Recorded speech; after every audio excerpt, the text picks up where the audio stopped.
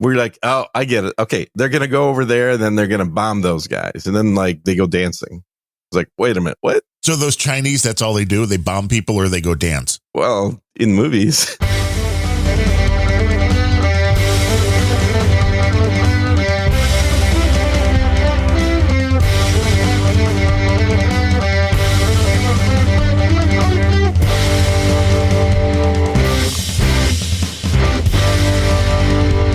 Yes, believe it or not, we're doing a podcast. This one's called Unrelenting. It is episode 36, and it is July 22nd of 2022. That's a lot of twos. Yeah, I noticed that when I was naming the episode as well. 72222. 222222. So obviously people should donate something in the twos. In the twos, that would be awesome. So speaking of music, though, who is the jingle for our show? Who performed it, you mean? He performed, wrote, I don't know. Where'd you get it? My buddy Tom, who passed away about 5 or 6 years ago now. Oh, that sucks. Okay, I was going to give him some, credits and stuff for people that won jingles, but apparently ain't going to happen. He does. I've clipped this out a few, the Random Thoughts, the other show I do. That's also his music. We spent a lot of time together right before he passed away. Because and you got a document with rights to the music. That's cool. Well, he has a wife, and that was all his estate. Yeah, they have no interest in it, which public domain music. Right. Awesome. Which I've said it. I'm like, hey, whoever wants to hear it, he would be more than thrilled that people are listening to it. And he played in a band. Legacy. Yeah. Back in the day, like in the 60s, 70s, he played in a band, and he's like, for a while, they were co-headlining with bands like Cheap Trick. Of course, they didn't quite make it as far as Cheap Trick did.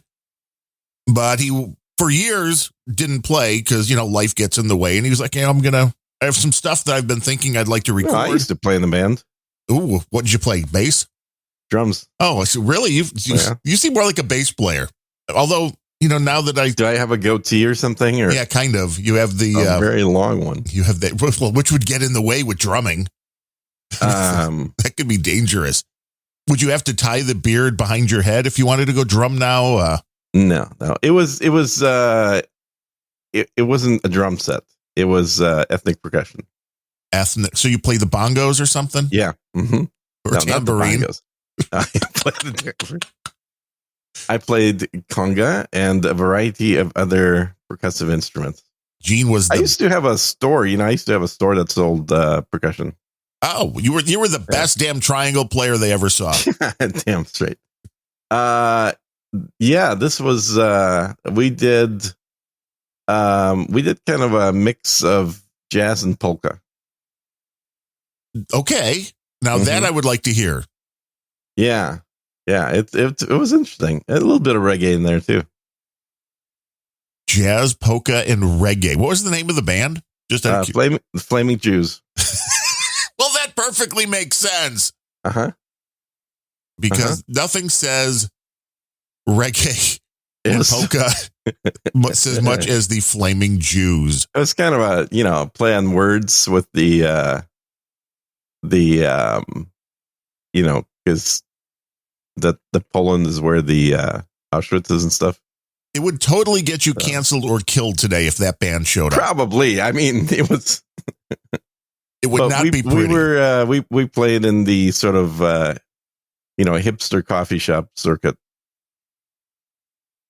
That I can see. Mm-hmm. That I can kind of see. Yep. Amdusha's boosting, saying you look more like a skin flute player. Wow, the trolls are out early in the morning for you this morning. Apparently, I don't know exactly why. Yeah. Were they out last week? I mean, I missed the show last week. I mean, I was in the troll room, and it was a total kumbaya show last week. I noticed it was like, and there was a lot of people. It was much more listened to than our other shows because I think people were hoping for the drama. You did not deliver, and I think they're pissed. I did not deliver. There was no drama because there was apparently nobody stirring the pot because Bemrones and I found out we agreed on just about everything. Including that he was an arrogant prick. Was that where I think it started? Yeah. I never saw arrogant like prick. You. Let's have this great show. Right. Like he hated me and he was an arrogant prick, and then we tended to agree on everything. It's kind of weird that way, isn't it? You learn. I don't know, man. I've had him on as a guest on Sir Gene Speaks in the past, much like you as well. And other than, again, that initial like off-puttingness, he was pretty much on board, and on stuff that I brought up, and I was mostly on board with stuff he brought up. The thing, the thing that I gave him shit for in that show, this was like 2 years ago, was I said, yeah, what's the deal here? You're harder to get on the show than Adam is. Wait, has Adam been on Sir Gene Speaks yet? No, that was metaphorical. No, Adam has not been on Sir Gene Speaks. But you've asked him. Yeah. Multiple times. But you you did get the bigger star in that family, though, because you got Tina. I did. I got Tina was the when she was on my show, that was the first show she'd ever been on at all. And now she's a podcasting phenomenon. She is a phenomenon, exactly. The show I listen to probably more than even No Agenda. For all the inside baseball, which, I mean, now I would assume a lot of what they discuss, but... Well, I haven't actually been there for over a year. I haven't been to their house. I mean, occasionally I'll talk with both of them occasionally, but I haven't been out there since. Well, they're so far away now that they've moved out into the hill country. They're an hour 30 minutes. That's the drive time, if I remember correctly. Now, is that the drive time if you're obeying the speed limit, or what does it take you to get there? No, I mean, I mostly obey the speed limit. I honestly, I kind of got the whole driving thing fast out of my system years ago. So yeah, same here. I'm generally at, whatever most people are. It's usually a little above the speed limit, but not by much. The more your eyesight declines, so should your speed. I would agree with that. I don't have eyesight issues, but I definitely would not want blind people driving fast. No. Well, so you just got to stay off the road. So we have the whole thing to ourselves. Yeah, exactly. No, the last 2 times that I got stopped by cops, it was not for speeding.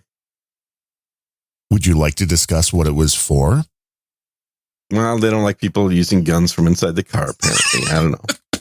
I was going to say, come to Chicago. Yeah, be right at home. Yeah. No, it was really stupid shit. It was, I got stopped for, because I didn't have a front plate on my car. Oh, well, and then the cop wanted to check the darkness of my glass. So, wow. So they just thought you were a dick, because if they pull you over for tinted windows. Yeah. Yeah. Unless it's totally blacked out. And I'm like, here, these are factory windows. Okay. This is not like aftermarket shit. This car came from Germany with this color window. Oh, well, see, Germans. Yeah. But even here in Illinois. The irony was I was on my way to Fredericksburg when I got pulled over. So. But even here, because of the fact that we're a front and rear license plate state. Yeah. So are we.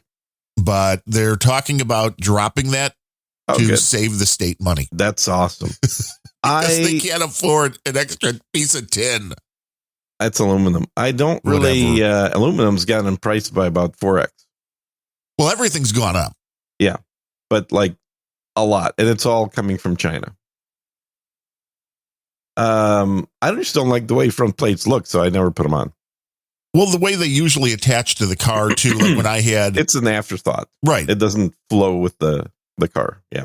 When I had my 1996 Camaro, it felt wrong because you had to like drill it into the plastic on the front of the car. Yeah. Fuck that shit. I know. It ruins things. You don't want to do that. Every car I've not had front plates on. Now, are we looking at a spin-off, the Bemrose and Sir Gene show? Is that as the public came out and demanded I don't think this? Bemrose has the caffeine in the system to do a show every week with somebody unless I did it like way later. Well, right, then it would be a boozing show, which I've always thought might be a fun alternative, because I do my shows during the day. And it's been a long time. Early on in my podcasting career, we did some nighttime shows, and it's definitely a different vibe. It is a very different vibe. You end up getting, like, you think you're going to record a show like this, but you kind of end up getting a show more like The Smoker. Right. It turns into a drunken mess. Yeah. Which isn't necessarily bad, but definitely different. it's different, and it's a different consumption, or it's consumed by a different crowd. Or if you do it really late, then you end up with a Nick the Rat, right, which is like, what the fuck? Yeah, that's what we used to do on Blog Talk Radio back in the day. When my buddy was out, we would end up drinking and broadcasting, starting at like 1, 2 in the morning and see what kind of calls you got in. And there were some good ones. So my first podcast that I did back in the mid 2000s, which is called Sec This, SEC, not SUCK. And on that show, we started every episode by the people on describing what they're drinking, and it was always a random crowd. It was very much a Dignation. Yeah, it was a knockoff of Dignation. Yeah, here's what it was. It was literally a knockoff of Dignation with guys that have security clearance. Ooh, see, now that would have been an interesting show. I thought it was pretty interesting. Especially the more you drink, how much of the security secrets. Well, I'll tell you, the guy that held his liquor really well was my buddy who was at the NSA. And, I would hope so. Yeah. Well, except that this was a funny story relating to that. So this is a guy that wrote the Red Book. If anybody's in security knows what I'm talking about, the original NSA security Red Book. And I happened to be in Washington, D.C. for an event. You mean an arraignment? There was something I needed to do in D.C. And so I called him up, and he was out there, and he's like, hey, let's go grab dinner. And he's like, yeah. And then I'd only known him like maybe 2 or 3 times. We'd met at that point at a various like security conference things. And like, great, let's do that. So I know a great restaurant. He's like, perfect. Where do I go? Well, and I said, well, let's meet at Russia House. Oh, of course. I mean, that's so on the nose for you. So we go to Russia, and then if you've ever been, well, you probably haven't been to the one in DC, but it's they really go out of their way to kind of do a dive deep into the stereotype Russian thing. So it's like a theme restaurant in that from a uniforms of the waitresses, the waiters, to the. But were they hot? The music playing for the waitresses. Were they hot? You have to ask, really. Russian outfits, or of course. I mean, this wasn't. We had a Russia house here in Austin that's shut down now, and the Russian house here. I swear to God, so this is where I used to do parties all the time. I block off part of the restaurant for parties. Adam's been to a bunch of them. I've had a bunch of friends that have come to them. We used to do the New Year's parties there. But anyway, getting back to this story. So I was at that Russia house in DC, and we started ordering some food, get some caviar, get a bottle of vodka. I was going to say it has to be vodka. Huh? I was going to say it has to be vodka. Yeah, it's real vodka, not the shit that people drink in America. And we're drinking long, and he is definitely enjoying the consumption of the vodka, big time. And then I recognized somebody I knew, so I had to go over and chat with them for a while and come back. And we had a fun time. Eventually, Doug was a little drunk, I thought, so I said, look, why don't you just leave your car, just take a cab home. Did that. And then the next time I talked to him, which was probably a month or 2 later, he said, man, that was a hell of an experience at the. I'm like, oh, well, I'm glad you liked it. He says, no, dude, I thought before we even got there, that's like, oh, is this where I'm going to get bagged and sent over to Russia? And then, yes, when I was half a vodka bottle down, and then you took off for a while to go talk to somebody else, he's like, oh, here we go. It's actually going to happen. That is kind of like the scenes in The Sopranos. If they take you out into the woods, we're just going on it's a kind of like, drive. hey, let's we'll just meet here. Hey, I'll be back in a little bit. You just hang out here. And a bunch of guys show up with guns and just overkill. But no, I thought that was a hilarious thing. He kind of confessed to me later. Is like, yeah, no, I thought this was going to play out just like the movies. You're like, it could have. Yeah. You should have been like, you have no idea how close you came to that. That's Doug. You really don't remember those 4 hours, do you? Right. You don't know what was in that vodka. Uh-huh. Well, vodka being in the vodka is usually all it takes. Well, Russian vodka. Yeah. I mean, that'll make your synapses kind of stand Can't get it in the U.S. anymore, except for my fridge. Oh, okay. Well, we just have to come to your house and open the fridge. Yeah, it's the only place in the U.S. right now with real vodka. There was a story. And I'm sure somebody will ask, Russian Standard Platinum. Ooh. I mean, is the platinum better than the gold? Do they make a gold? Do they make a silver? Or do they just only make platinum? Yeah, they do. They have a silver as well, yeah. There's the platinum is filtered more times. That's the only difference.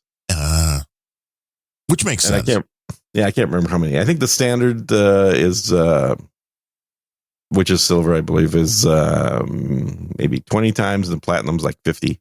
It's like the drunk ass college kid concept, which you can buy the cheapest vodka you can find. Put it through a coffee filter. Yeah, or the Brita filters. You can put it through the carbon and the Brita filters, and and ghetto. It just makes it so much smoother. I would say just buy better vodka.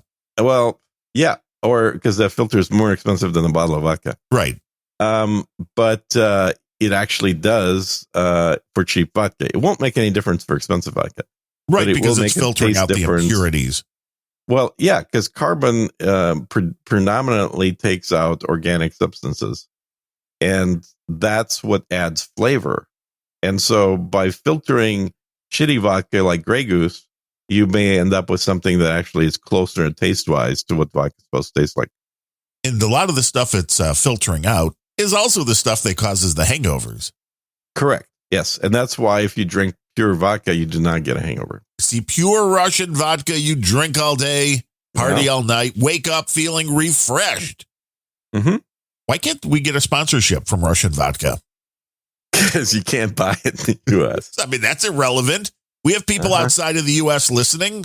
Do we? Yes. Have you looked at the graphs, the charts, the breakdowns? Yeah, it's with all of the podcasts that I do, it's very interesting because none of them have a big crowd.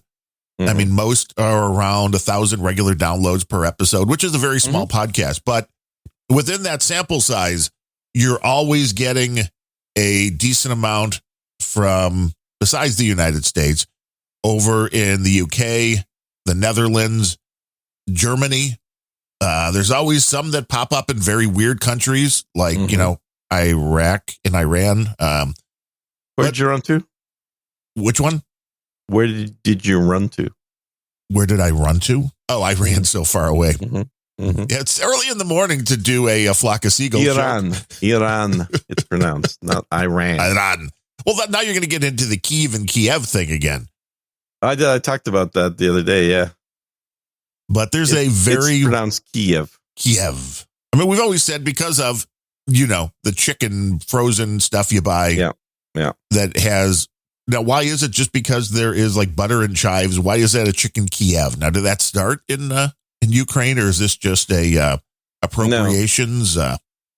I think it was a hotel most of these food names like Beef Wellington and shit, they're all started by hotel restaurants because they need something marketing. To bring you in. It's called marketing. Yes, you get known for it. Works. Well, yeah, just like the Mai Tai was created by Trader Vic's. Was it really? Yeah, that's too funny.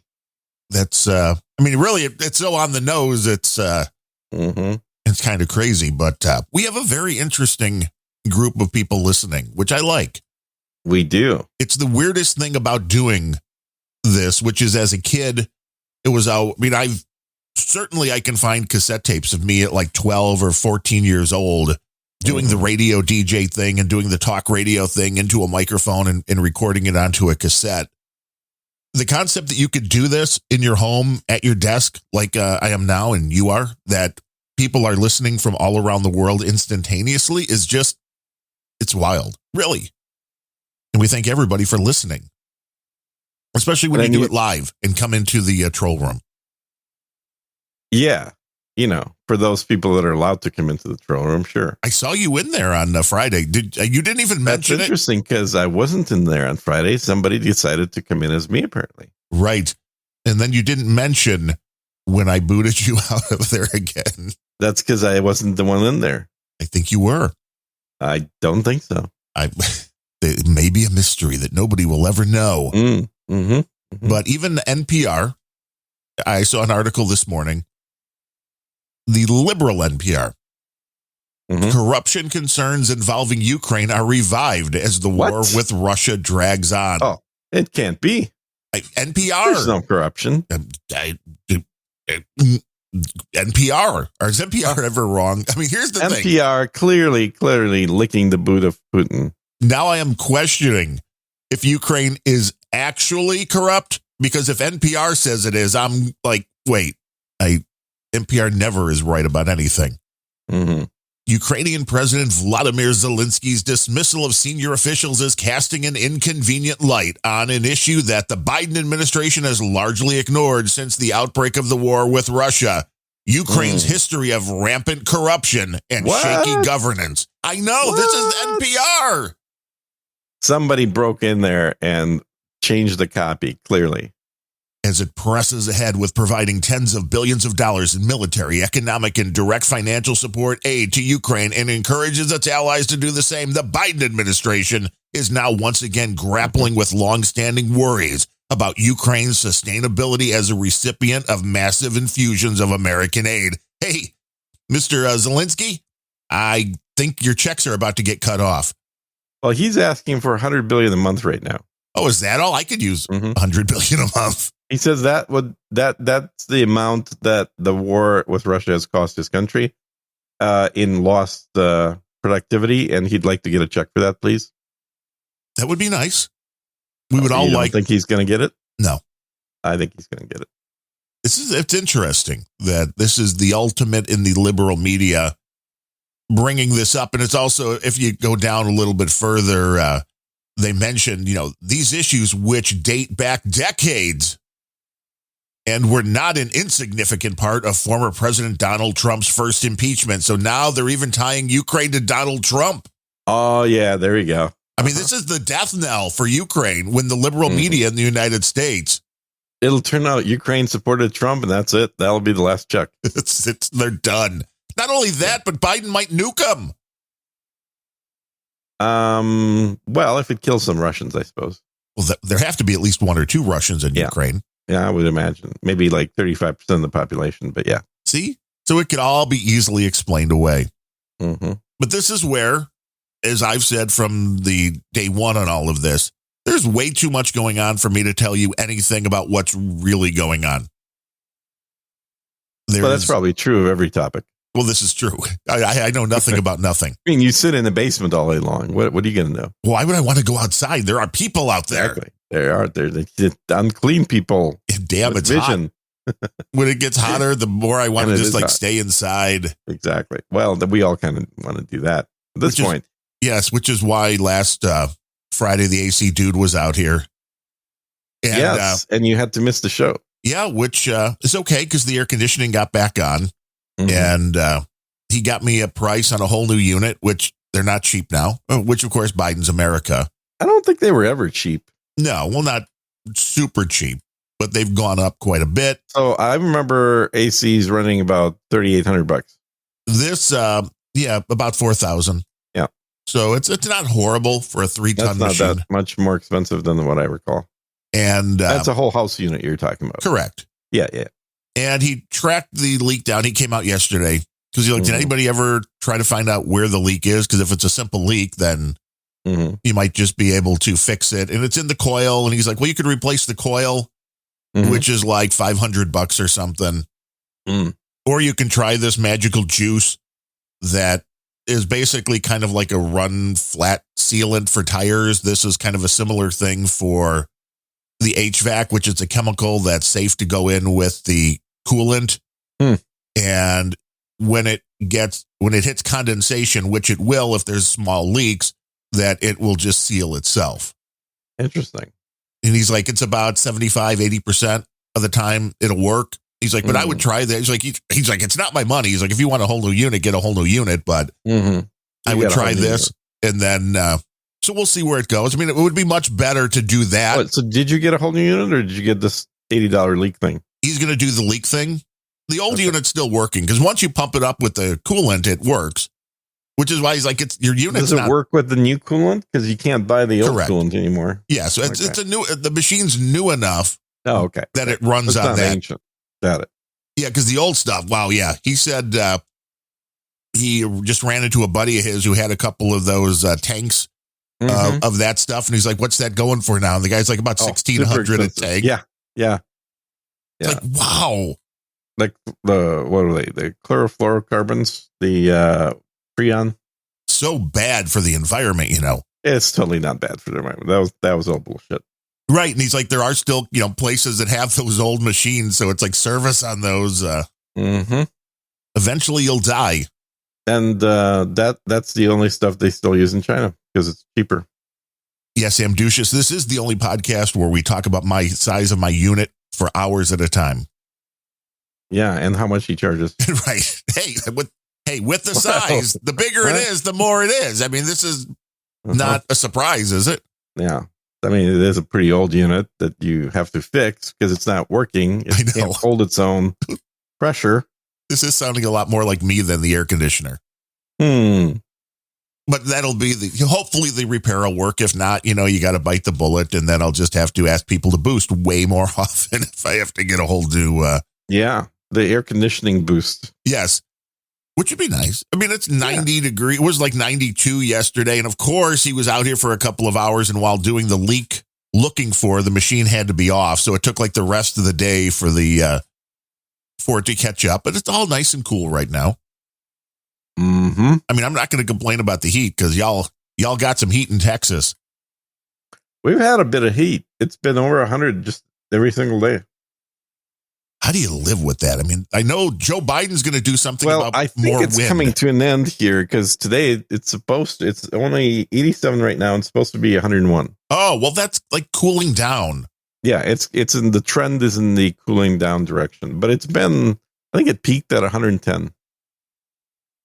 And how cool can you actually get it inside at that point? I mean, I guess you just have to have. I figured something out. Okay, this was kind of my fault, I guess, ultimately in retrospect. Because remember, I was bitching about how the house, my thermostat got reset by the power company, electric company to 84 degrees. And I'm like, what kind of idiots, or 83 degrees, it was 83. What kind of idiots think that it's appropriate to put a house interior on 83 degrees? Blah, blah, blah. Idiots. Right. So I talked about it. Right. And my other co-host Ben said, "Oh, well, so that's a 4-degree difference from where you were, right?" I'm like, "Yeah, because the thermostat's set to 79." Like, well, have you thought if maybe you set the thermostat to 74, it would have only gone up to 78? That's a sliding scale. Huh. And I thought, well, I mean, but see, here's the inconvenient truth. Then. Well, let me finish the thought. So I did that. I put the thermostat on 74 and it's never been above 78 in the house after that. But you're not on that. You opted out. No. I opted out of the thing, but I still get the alerts that come up whenever there's a event that's going to happen. It's just not doing it on my thermostat. But warning, it is hot out, so people are running their air conditioning. Yeah, warning, it's hot out. We're going to raise your temperature. Interesting. But that was the worst they ever got was the 83 when I had the thermostat set to 79. And the reason the thermostat was 79 because in the generally during the day I run it about 76, 77. I mean, I do keep it warmer than normal because of my pets. The reptiles enjoy the warmth, and so that's, I think, partly responsible for the fact that it got up to 83. Because ever since I dropped the normal temperature to 74 inside the house, the pets have been less happy and sleeping more, but it never goes above 78, 79. But it shows you the downfall of this allegedly smart system, because in reality, what it should have done is went, oh, well, you're in the range we want you to be anyway. Yeah, so we'll leave you alone. Right. Exactly. Yeah. And I think turn everybody up 4 that's degrees. Exactly what it was, is their expectation is that the average thermostat is probably set to 74, 75. So during this emergency, we'll just bump it by 4 degrees, and yes, it'll be warm, but it'll still be in the 70s. Right. It'll still be close enough. People For won't those of us that are basically, we love our planet Mother Earth so much that we always keep the thermostat at 79. We're ahead of the curve. We got punished. My thermostat is at 70 right now. Okay. Well, you're a complete hater of the planet. That's I'm obvious. offsetting. I figure I'm only going to be here for another 30, 40, 50 years tops. I'm the one that's like generating the environmental credits that you're wasting. Well, that's good. See, we carbon offset each other. Yeah, that's exactly right. Now, where's my money, bitch? I'm just being offset. Uh-huh. I like it nice and cool. You like it nice and hot.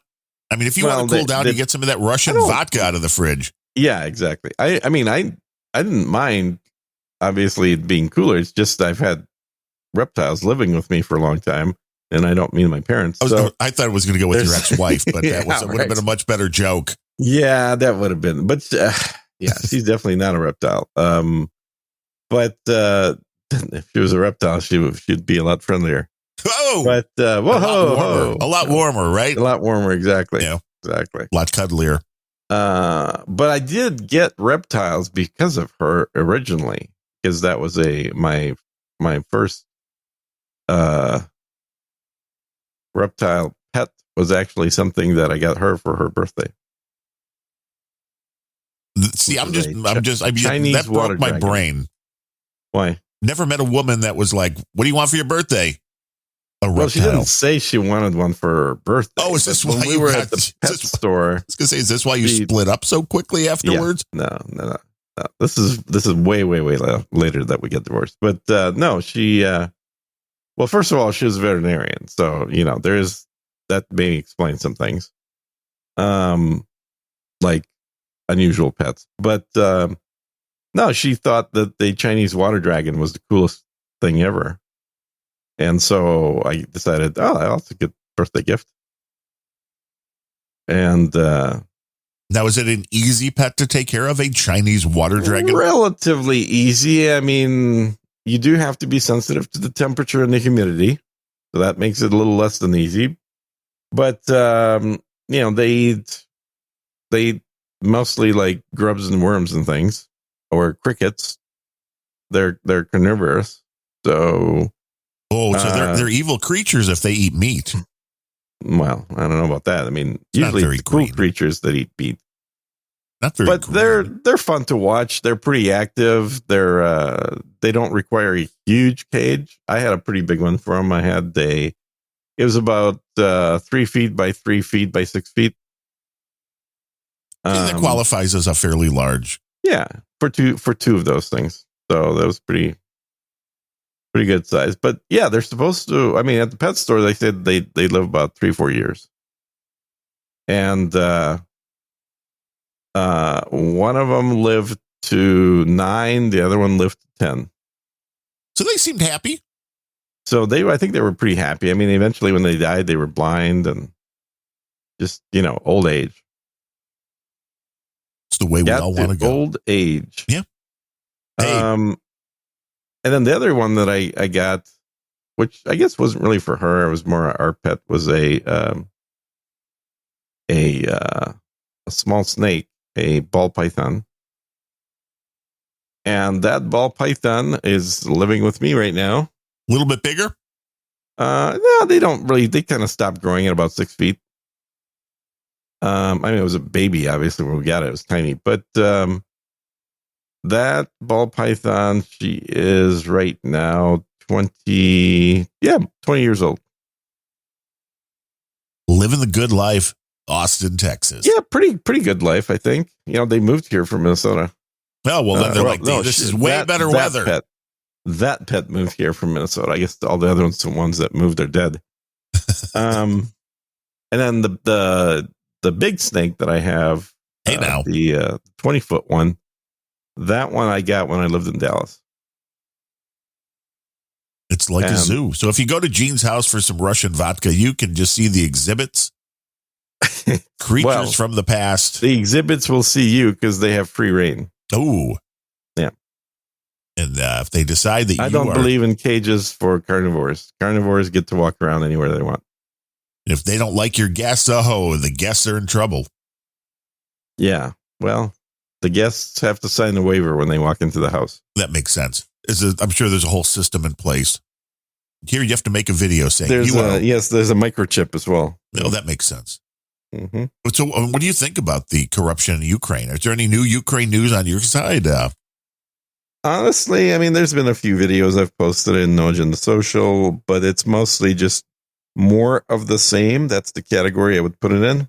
Yeah, which is it's a little surprising because now, did you expect this? I mean, I don't remember exactly talking about the length that you expected this to go on because a lot of people thought, well, this was going to be a couple of day thing to a month thing, and it's now. I mean, people that thought it was going to be that short are idiots. No, I figured that this would be 3 months best case scenario, and probably 9 months worst case scenario.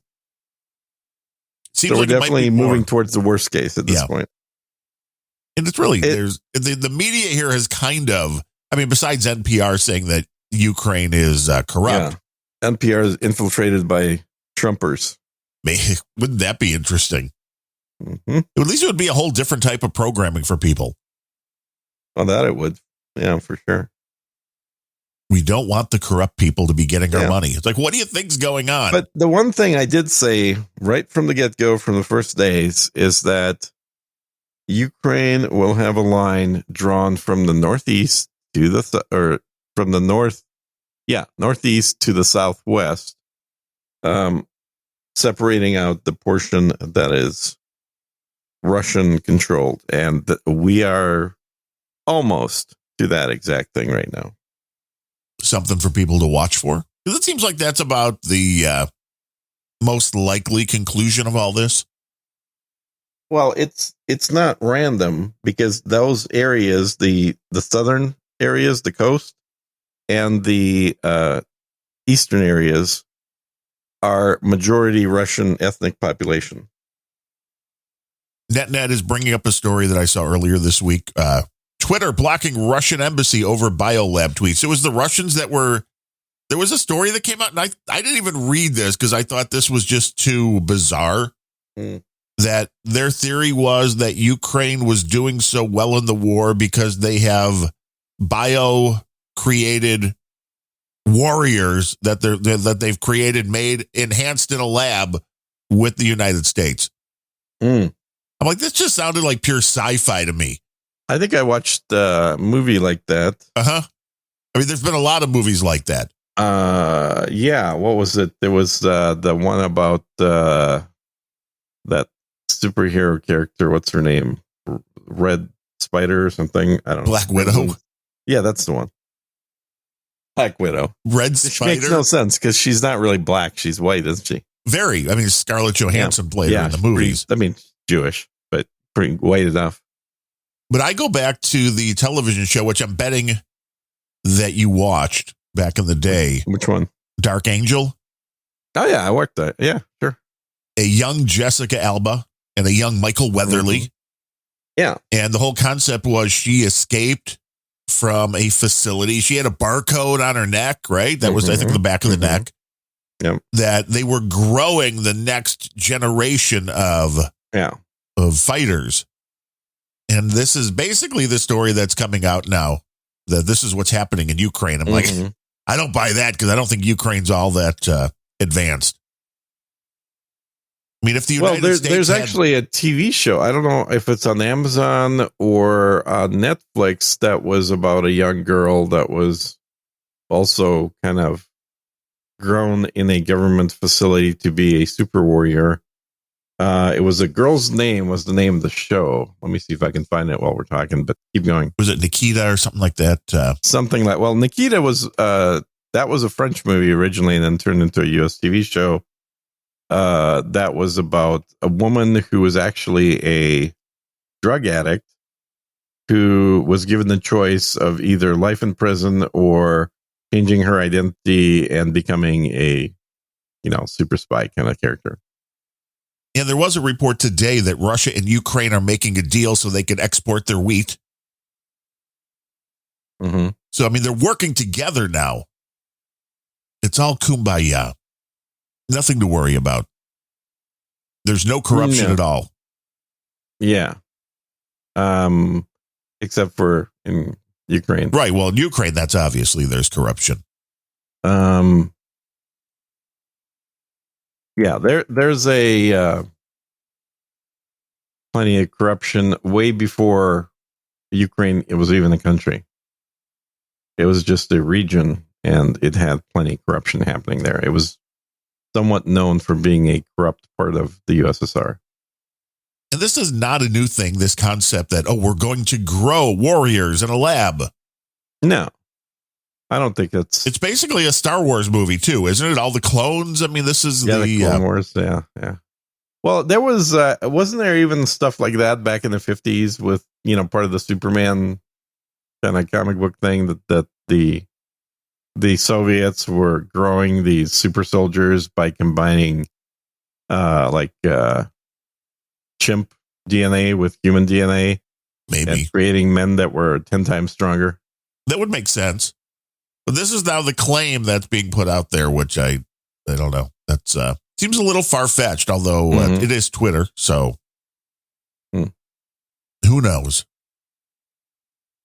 Which claims being put up? That the Ukraine and the United States are working together in biolabs to engineer the new fighters. That's why Russia's losing. Digiguru says Bridget Fonda, and NetNed says John Wick. These are names just being thrown out randomly. Yeah, Bridget Fonda was in Nikita in the American version. John Wick is is that a cartoon character or not? Somebody tell me, because it seems like it probably is a cartoon character before it was a live action show. Yeah, I'm not sure. Hannah was the name of the show that I was referring to on Amazon about the young girl that was created in the lab, and then smuggled out by one of the workers who she then knew as her father, who wasn't really her father. But she's, everybody likes to watch badass chicks because much unicorns, it's a figment of people's imagination. Wow. And so if there's any chicks out there that think they can kick Gene's ass, we will put out together a little fight. Yeah, pay-per-view. Yeah, that would work. Yeah, John Wick is Keanu. Yeah. So yeah. That's in the live action. But I'm pretty sure John Wick was a comic book, or at least a book. Well, it had to start somewhere. Yeah. It seems like it should be a comic book. Halle Berry, I think, is also in John Wick.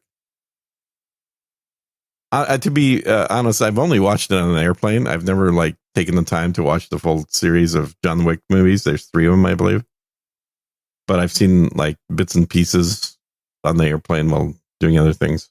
The Troll Room reports it's an original franchise, John Wick. Really? Yeah. That's shocking. I can't believe that it's shocking without a comic book attached. I mean, they actually had a decent writer who came up with a concept that wasn't stolen from somebody in the past. Well, to be fair, there's not much writing involved. It's mostly shooting and martial arts. Well, that sounds entertaining. And it's a lot easier to, I guess, put together those scripts. Yeah, he's like a former hitman type. But I don't know. It just feels very comic booky to me. Well, that's a very Gene character, like former hitman, now posing as a podcaster. Wait, did we say too much? Hitman don't go around fighting people. Hitman, yeah, you don't see them. Only have a job if nobody knows what they do. Well, does anybody know what you do? I'm a legitimate businessman. Exactly. Which is what every hitman's business card says. Totally legitimate businessman. How many hitman's business cards have you seen? A few. Uh-huh. I mean, they're not the high end ones, mind you, but yeah. So John Wick was born in Belarus. Oh, another place where there's no corruption. And as an orphan was taken in by the Russian mafia, where he was raised and trained as an assassin. Now, raised and trained way different than biologically altered. I know, right? Exactly. Well, La Femme Nikita was not, biologically altered either. She was trained. But this other girl, I think, was biologically, genetically made. And then what about Stranger Things? That central line, at least in the first movie, involved a little girl that was being raised in a facility that had ESP.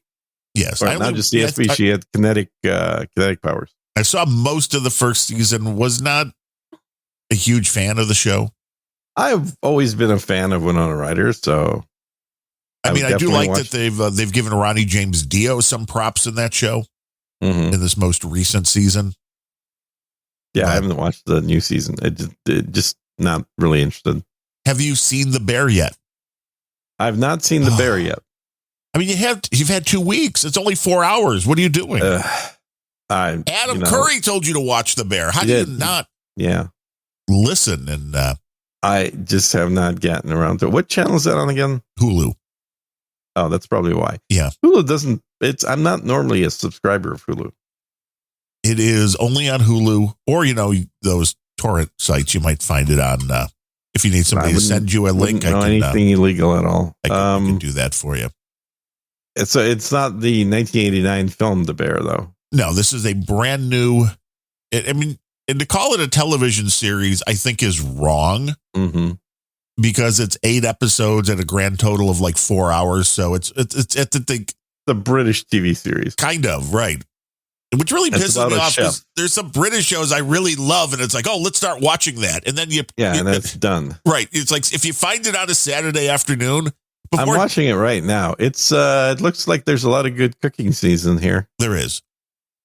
Yeah, I would enjoy this. There's a lot. I still think the number one cooking porn show that ever been made is Hannibal. It's a different kind of cooking. No, it's the same kind of cooking. It's amazing cooking is what it is. Beautiful cooking. I have the cookbook. Well, the cinematic part has to be really spot on. Oh my God. It makes your mouth water. So good. So good. But I bought the cookbook from that show. It did get picked up for a second season, so there will be more to The Bear. Whether it'll only be a British thing and no, takes place in Chicago or what? It is not British. It just seems like it's British because it's only 8 episodes. Well, but also the actors don't look American. They are. But they're kind of British-ish. British. I don't know what the British look is. Kind of gay-looking men. Oh, maybe. The lead character is Jeremy Allen White, I believe his name is. He played sounds very British in Shameless, which ran 11 years. That's about Irish people in the South Side of Chicago. Yes. Yeah. Yeah. Is there a lot of Irish in the South Side of Chicago? There are. There are definitely. Last time I drove through the South Side of Chicago, I put the windows up. I don't blame you.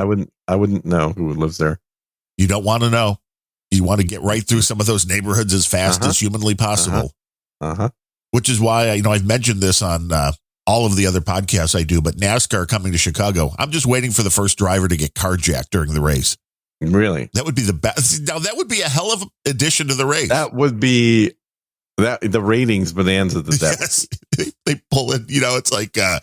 They pull into the pit stop and all of a sudden, like 5 guys with guns come out, jump into the car and go. Give me your car. Give me your keys. Yeah. It wouldn't be the first time. That would be funny as hell.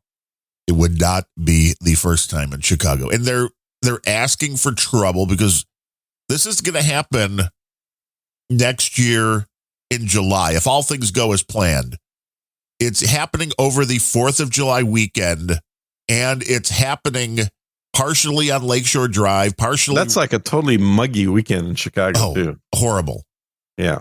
But it's also happening right by, they're going, Pitt Road is right down the street, which is next to Buckingham Fountain, because, they want that in the shot. Yeah. But it's like anybody that normally thinks you want to go downtown over the 4th of July, do not get anywhere near there. I have no idea how they're going to do it. There in the 4th of July. It used to be fun. when they Yeah, had 1997. the Taste of Chicago used to be over the 4th, I believe. I don't know if it still is.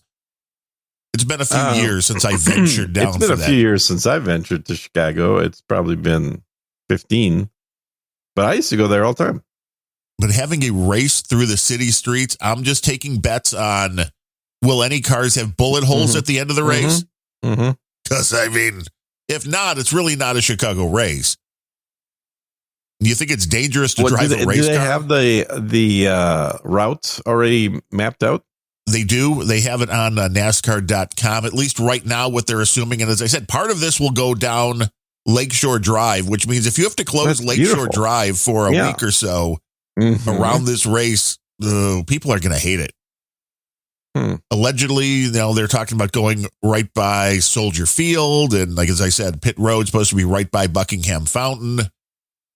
It's going to be interesting to see what they can pull off. And I think they already have contingency plans because they signed a 3-year deal, but they're already like, well, if the first year is a total goat fuck, then not their words, mine, then we might move back somewhere else for that, for those 2 years.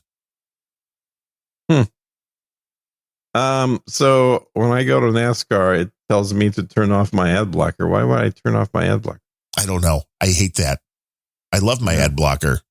Yeah. I'm friends with him. But the NASCAR site's at least one that says you could just say, sod off, and it'll continue to show you the page rather than no, you have to change your settings before we show you anything. Okay. How about I just turned off JavaScript? How's that? That usually works. Yeah. Okay. I don't see a map. Where's the map? It was right in the article about the Chicago race. If you see an article about the Chicago race. I did not see an article about the Chicago race. Maybe they already canceled it. They might have canceled it. Oh, here we go. Street racing. They're like, we do not want to do this. This is a really bad idea. There's the proposed circuit. Okay. Interesting. So it's going to go up Roosevelt, over Lakeshore, down. No, I was really kind of hoping they would somehow get them into Lower Wacker Drive at some point. And I know, right? I mean, let's use everything we got. Lower Wacker would be fun. So I told you before, I think the place I always used to stay was on the Upper Wacker. And it was, what was the cross street? It was right across the river from the Tribune, whatever that street is. I don't know. You don't know off the top of your head? No. Okay. But what hotel was it? Executive Plaza. It sounds like something a very honest businessman would stay at.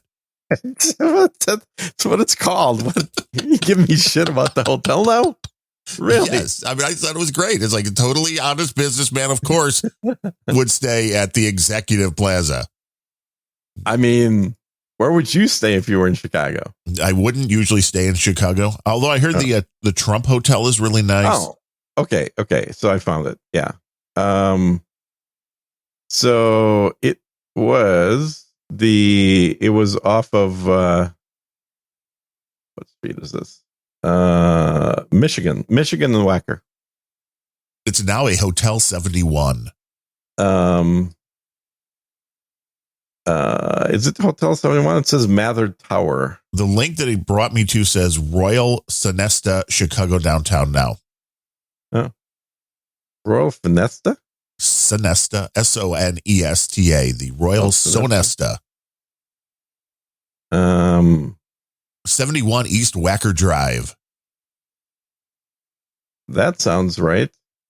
I have no name, says the few times I've been to Chicago, I've stayed in Indiana. That's not a bad idea. It's not Chicago. Man. It's not a bad idea. I think it's the Mathern Tower, according to the map.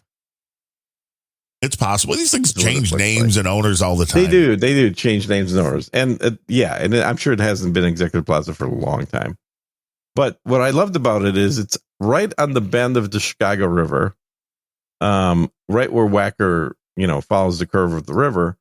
And so from the hotel, if you have south-facing windows in the hotel, you can literally see straight down the Chicago River. So it's not like at an angle or anything. It's literally just straight down.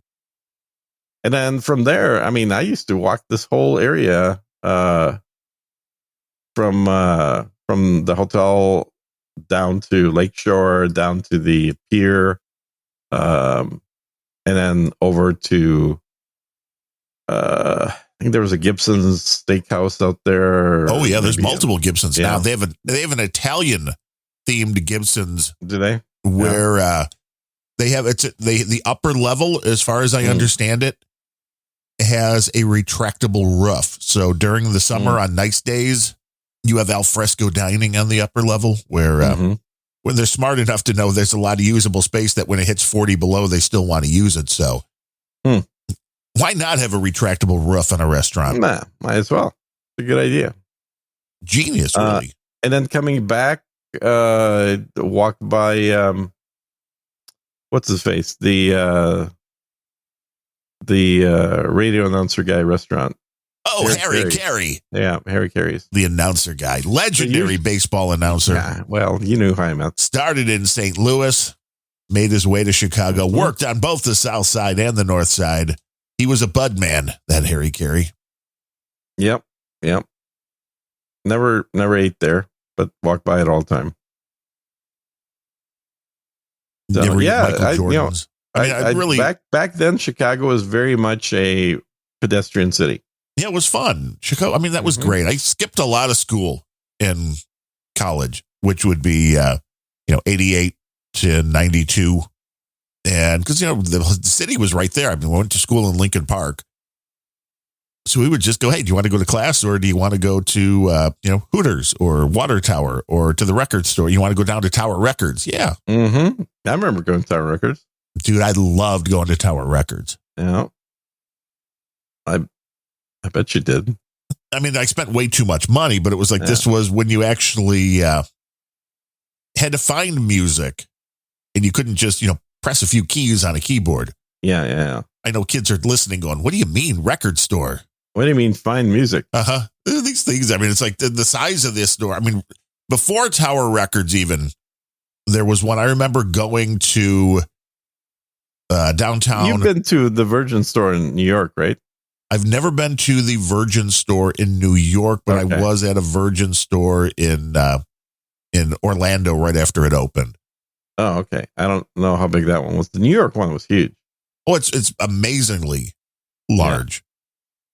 The Tower Records was great here, but I remember going. My sister also went to DePaul, and she had classes downtown. And I remember going down when I was in high school and she was in college. So I was maybe like 14 or 15, and just hanging out the whole afternoon in Rose Records, which was one of the even earlier than the whole big Tower thing. And it was great because you could just find music that you couldn't find anywhere else. And I enjoyed that a lot more. I mean, the convenience is great. You don't even have to leave your house and all the music just magically shows up on your hard drive. But there was something better, besides the paying for it, that when you had to go out. And, that was an experience.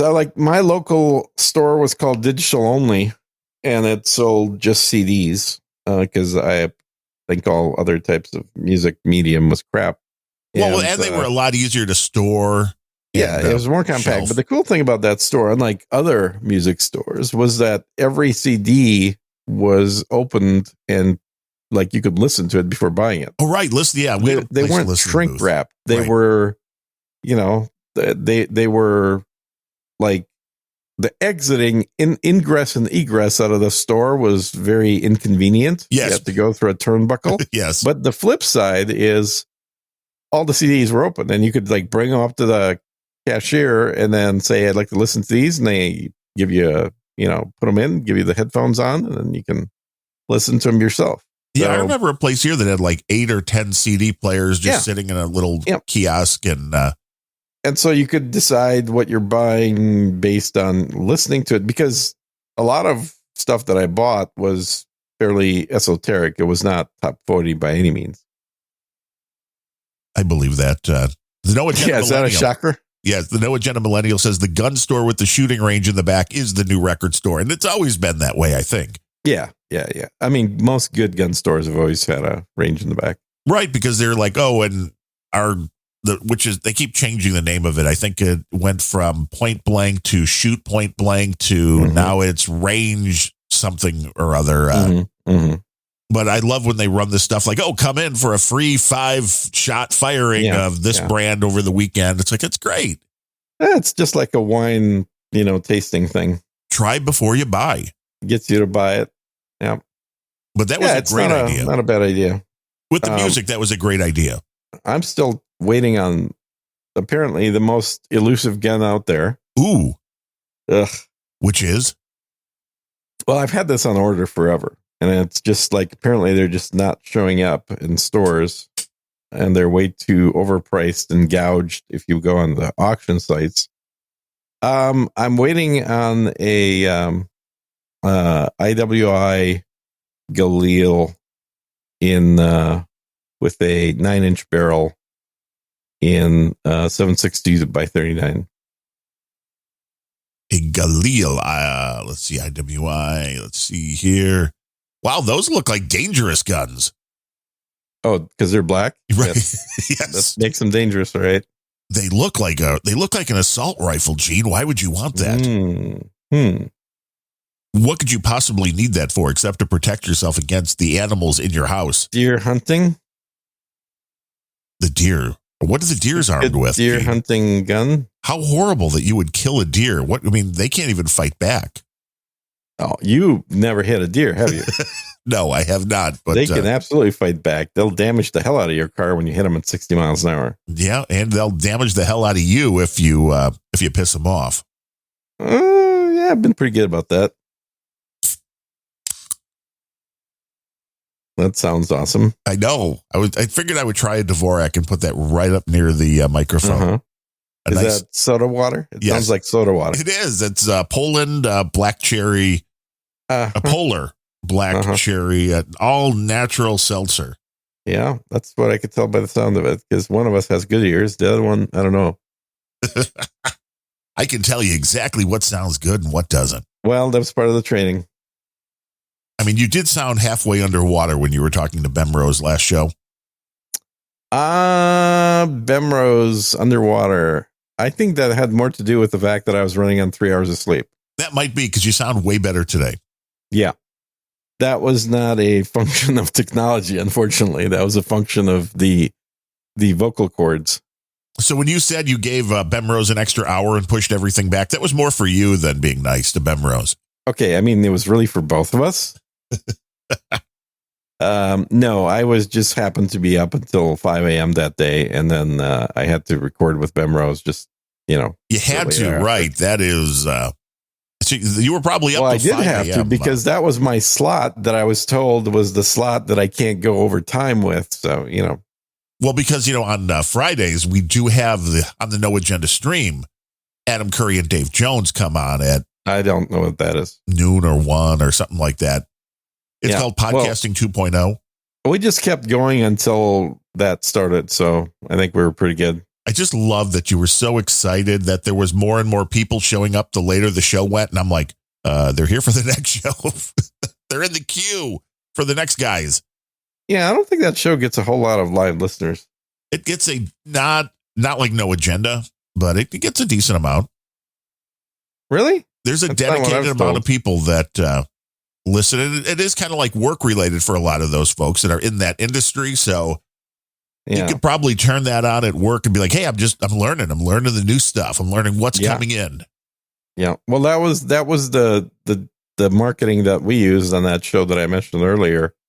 Sec this is that we kind of sold it as use this as part of your yearly continuing education credits.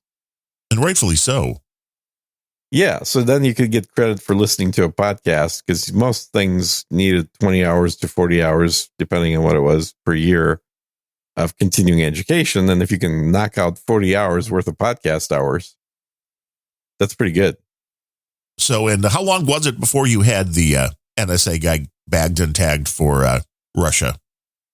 Oh, he can't remember those hours. Okay. See, that's better. Yeah. If you don't remember some time you spent with Gene, either you had a good time drinking or... Oh, you always had a good time. See, good time guaranteed. That's the plus. Even if you were taken to a secret lab in Moscow and anally probed, at least you had a good time. All the secret labs are in Ukraine. Oh, really? Even the Or Russian ones? used to be back in the day. Yeah. You know, it is. Yeah. It's like the United States. You have to have your Black Ops site not on your In soil. Guantanamo Bay. Right. You're like, you can't be here, which is really, I've never understood that. Like, nobody can go to Cuba, but we've got a little base there. Exactly. Like, well, why do they let us have a base there? Why is that not? I mean, not that I guess they could fight back. I don't know. It just, it raises questions. That's Yeah, that was a piece of property that we never returned. that was inconvenient. Well, I mean, I think that it still spends money with Cuba. Like, people have to go out and party and stuff and get prostitutes. Well, see, it's doing good for the economy, unlike what Joe's doing here. Yeah, totally. CNN's Van Jones. I mean, you probably know Van Jones since you're a No Agenda listener. You probably heard Van's voice. What about him? He said that under Joe Biden, life is worse for black people. I mean, I don't know why this is a surprise. I mean, I'm not sure what that means because if you don't vote for Joe Biden, you ain't black. Right. So I'm pretty sure that he ain't black. He said the walloping of the economy is hurting the black community in a particular way, which, well, it's hitting everybody, but it doesn't, the economy doesn't care about your skin color, Van Jones, but what it does care about is your economic status. And if you are not wealthy, you're having a problem right now. Because, I mean, anybody that's even considered middle class, when you go to fill up your $80,000 SUV and it's a few $100, you're seeing a lot more money coming out of your pocket. But when you that's true. But isn't it kind of a going, comedy bit to ask people in government, aka rich people, on what the price of eggs is? And they have no idea. $10, right? We're getting per there. Egg. We are getting there. We're getting there. Because when you're so isolated from reality that not only do you have assistants, but you have somebody that cooks all your meals, somebody that does all the shopping, and you're just writing, or you're not even writing. You have a person that works for you that's writing checks for $8,000 and $10,000 to a variety of housekeepers and other support staff.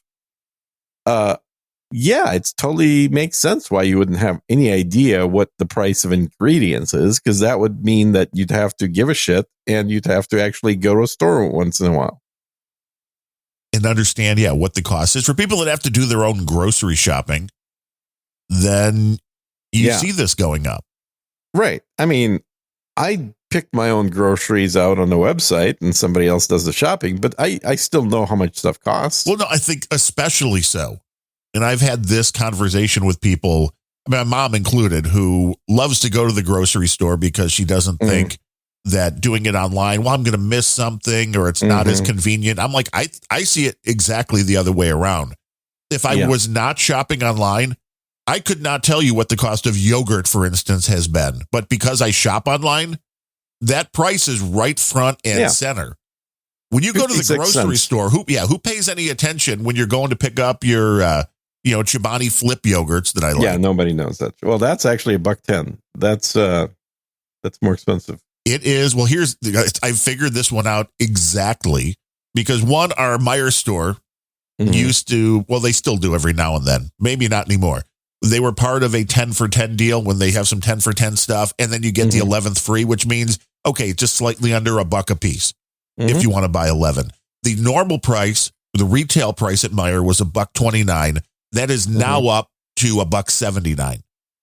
For one can of yogurt? Yes. For one can of yogurt, which was why when our other grocery store sent out an email yesterday that they had packs, which are like the family 8 packs of those yogurt for $3.99 or just about 50 cents a piece. Yeah, just about $1. Yeah. So it's like, when'd you grab those? 50 cents. That yogurt, at least as of last time I bought it, was $1.10 at the local HEB here. Oh, we'll check it the next time because that is a good way to.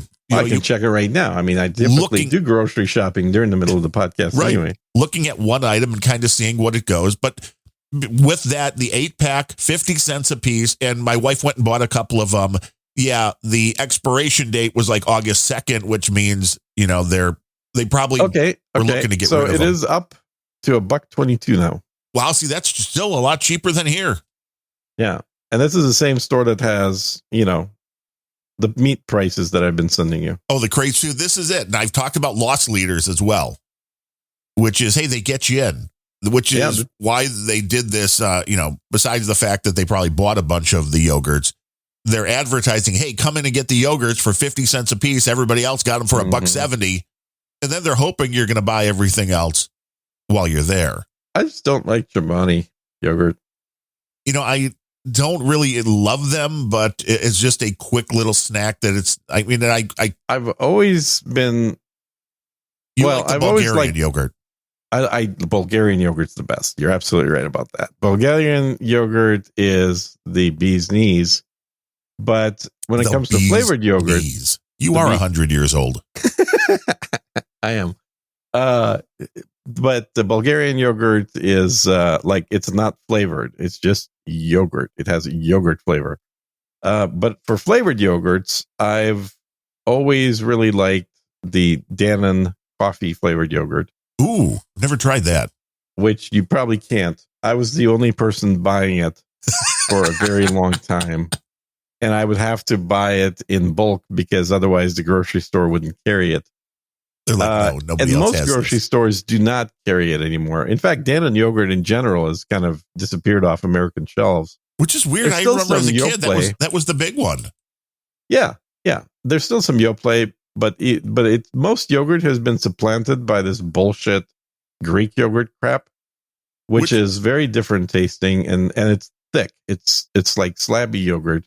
Whereas French yogurt recipe has a almost drinkable yogurt. Like it's like a milkshake consistency rather than something you have to eat with a spoon consistency. Now, still with the the coffee flavored yogurt, still on their website, so they're making it 22 grams of sugar, which is the same as all of these yogurts. Which I think they're all the same.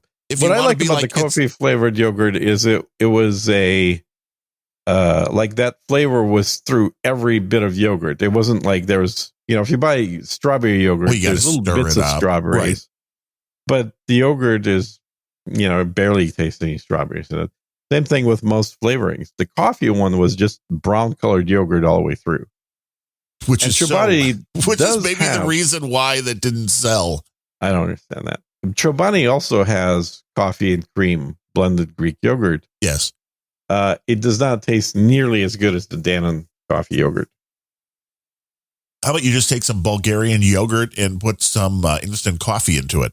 It doesn't work. No? I've tried making coffee flavor.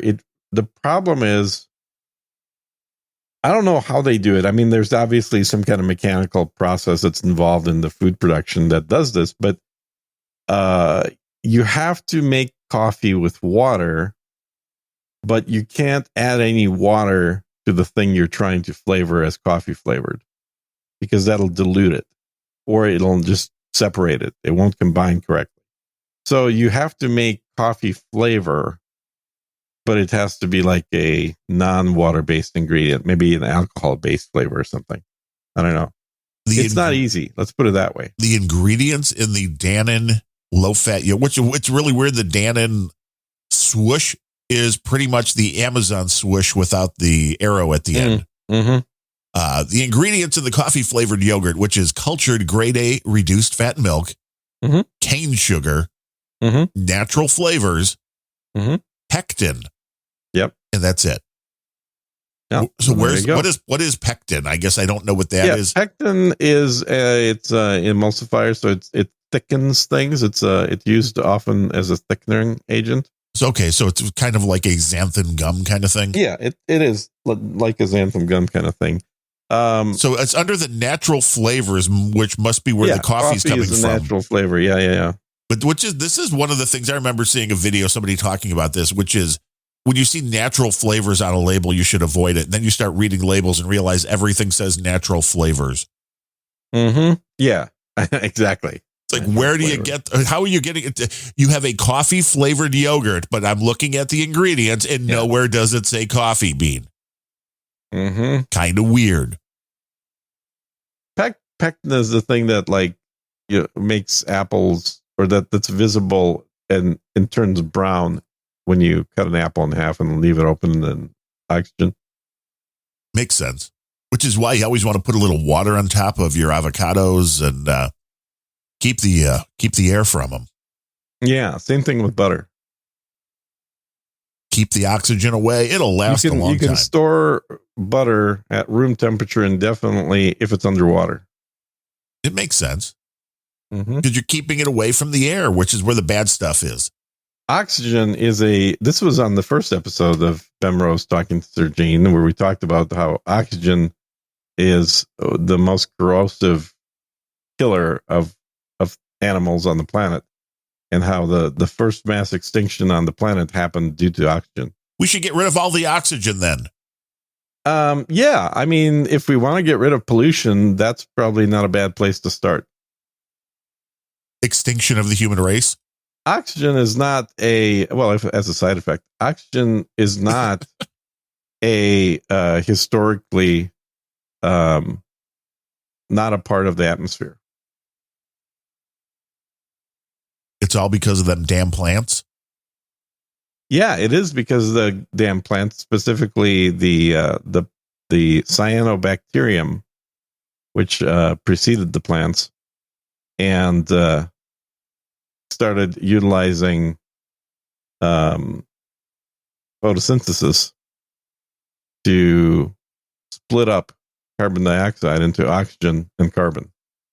And then all the excess oxygen, which is really it's a byproduct of that process, ends up just being dumped into the atmosphere as pollution, and got to such a high level that it started corroding and oxidizing all the other living things that were on the planet.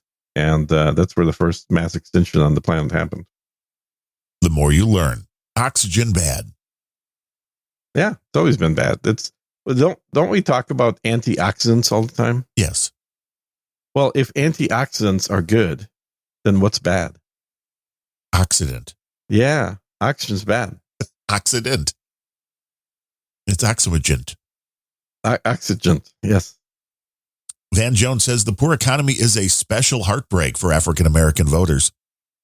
I don't know how it's more of a heartbreak. How's it special? Yeah, I'm not going to agree with that. He says the pain is more intense. I also disagree with that.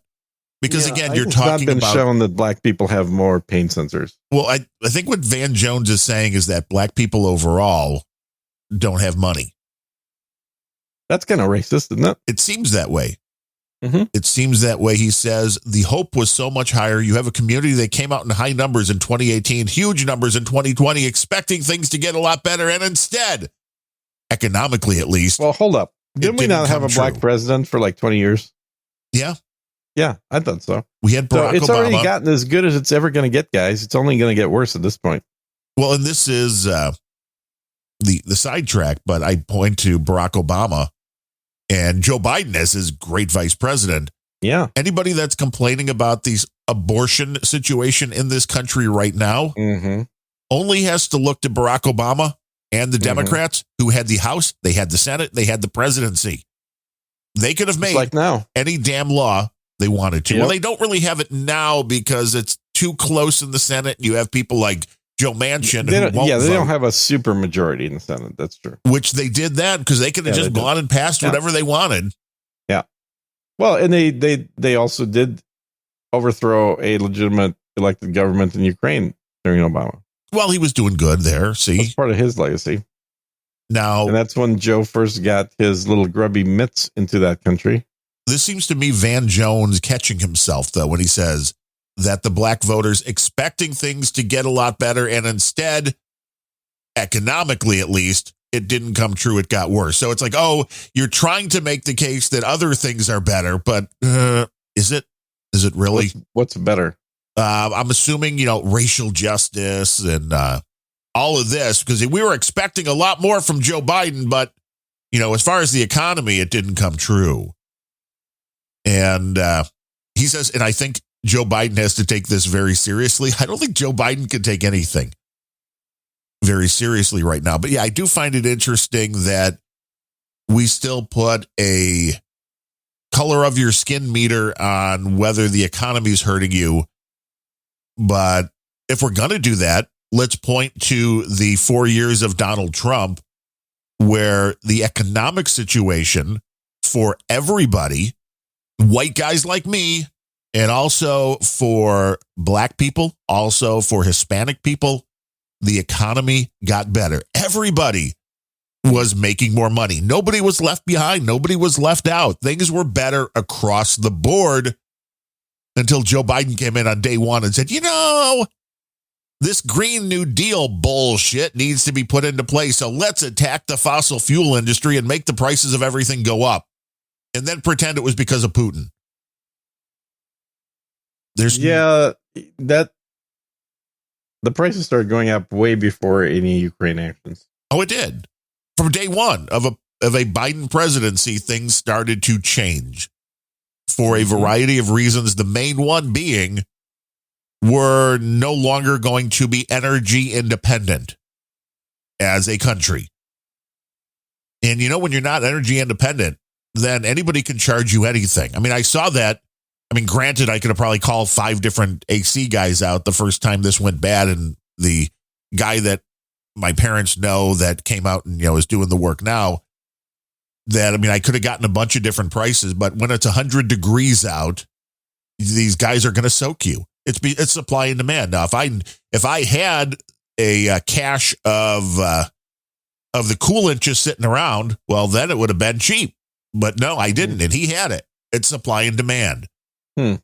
If you have a lot of food in your pantry and your local grocery store raises the prices by 10 times, you just don't buy food until you need it.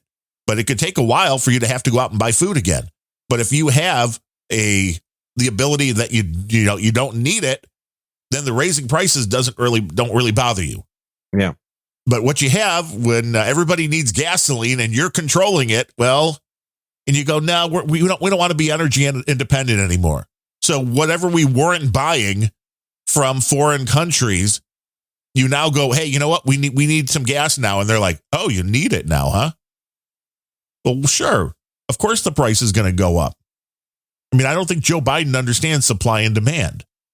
Well, we know that. Absolutely. How much longer do you think he's going to last? Because, he says he has cancer and they say he has COVID. Yeah, cancer, COVID, they both start with the C. Right. I found out the current name of the hotel that used to be Executive Plaza. This has been bothering you, hasn't it? It has, because it's not what you said. It's London House, Chicago. Well, that has nothing to do with Russia.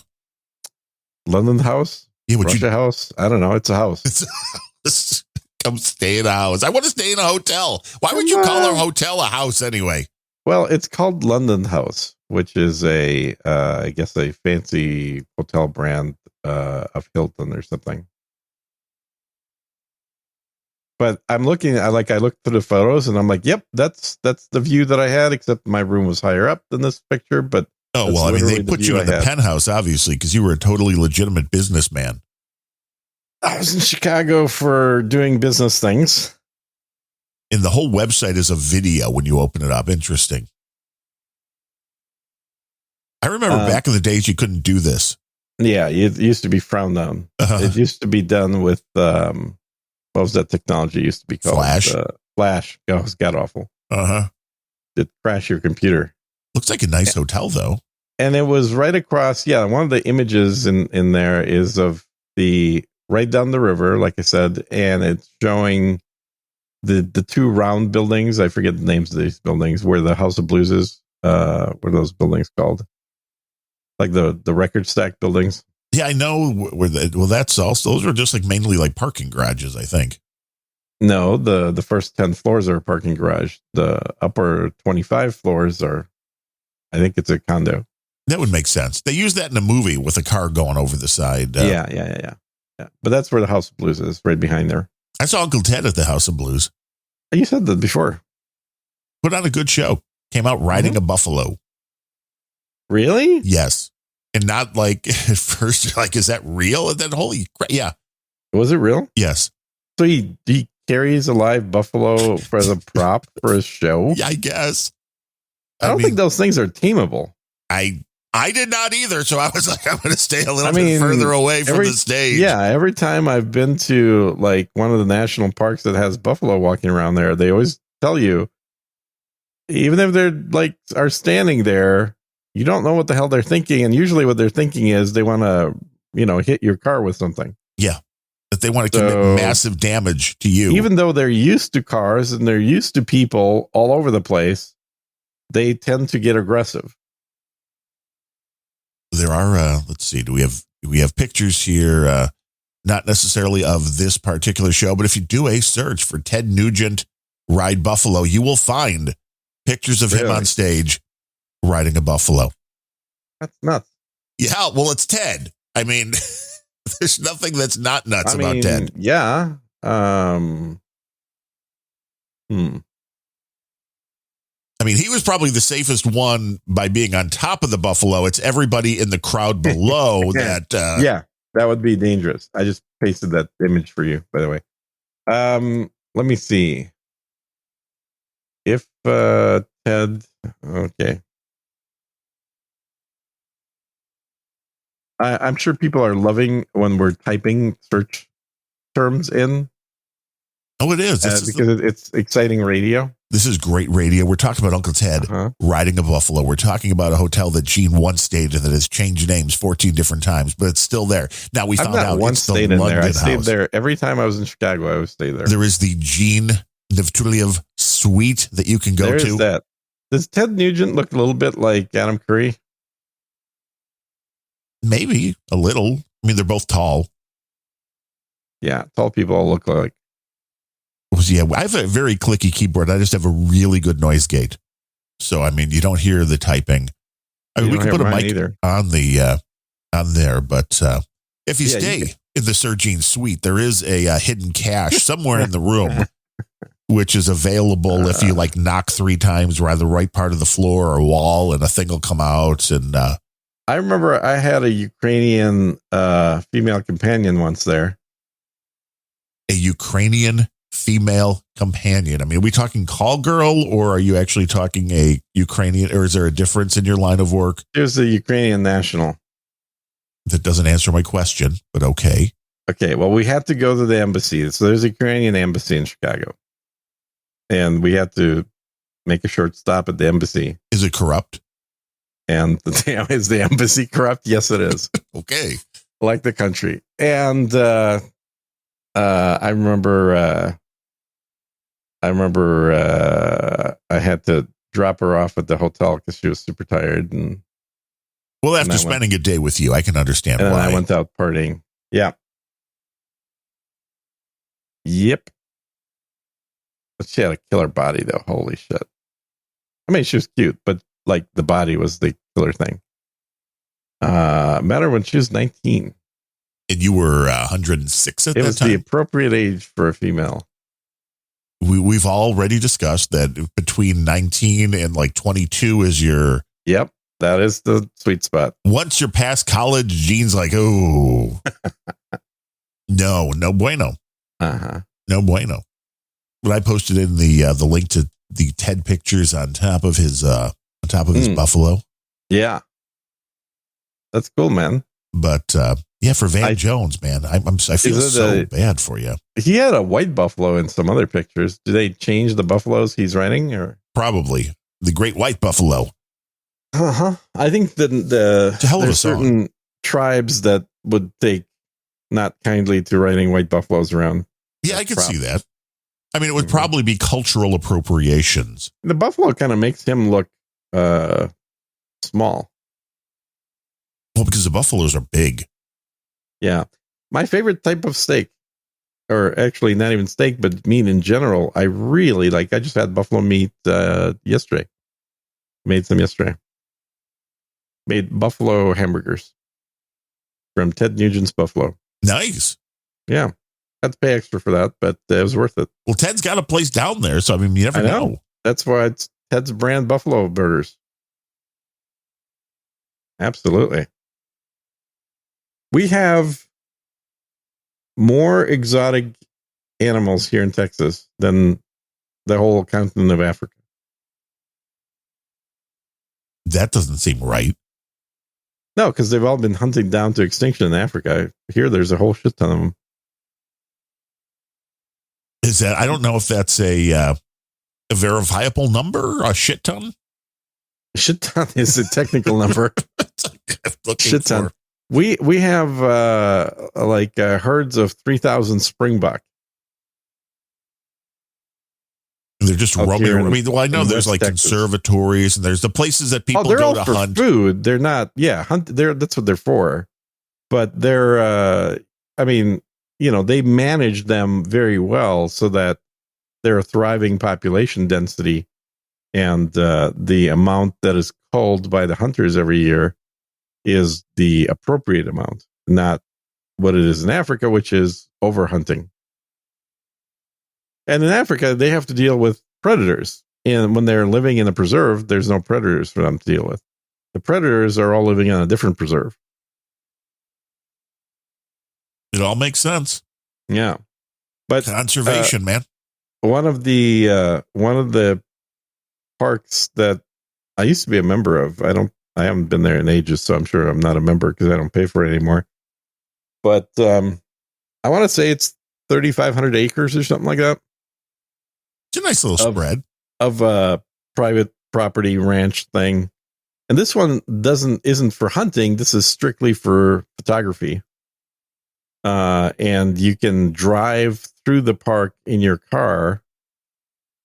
And then I hope your car is stronger than whatever animal wants to kill your car. I mean, they don't really want to kill your car. There's no buffalo there, but there are a lot of African animals there. And the worst thing for your car is really the rams. Because occasionally they want to headbutt your car. You might get a little bit of a impact. But then you'll get a good story. You got a good story out of it. But my favorite animal out there, which they don't have anymore, unfortunately, was I can't remember the variety, but it was a species of zebra. And zebras have a really bad reputation for some reason. People think that they're mean and they're not, friendly. I never had any issues with zebras. I hand fed zebras all the time. They have the softest noses of any animal. They're super cool. They're intelligent. I like their coloration pattern. Their zebras are not black and white. You know that? I did not know that. They are actually dark brown and white. Well, this is kind of like the whole thing. What is the color of the 8-team van? It's dark brown and white. Right. A lot of people think it's black, but no, it's two-tone. Over the stripe, it's a gray. Yeah. Yeah. So I've always been a big fan of them. Always like to hand feed them and pet them. And I don't know. There are other animals that are more typical, kind of like animals that people like to feed, like giraffes. Yeah, giraffes are fun. They got a big purple tongue. It's all slimy. That's not my idea of fun. I mean, if you like long, slimy things that are purple, I guess maybe the giraffes would be fun. Barney the dinosaur. That's exactly where I was going with that. Yes. I love long, you. Purple, love slimy me. things We're that a are happy sticking out. family. And Barney, I mean, I bet you he's got a big slimy thing sticking out. Let's hope not. It's a different. That was like pedophilia. Even in the day, everybody looked at it going, that's just not right. It's a big purple dinosaur. What's wrong with that? Purple dinosaur. Exactly. Nothing wrong with that. Mm-hmm. I mean, the whole world has gone to shit.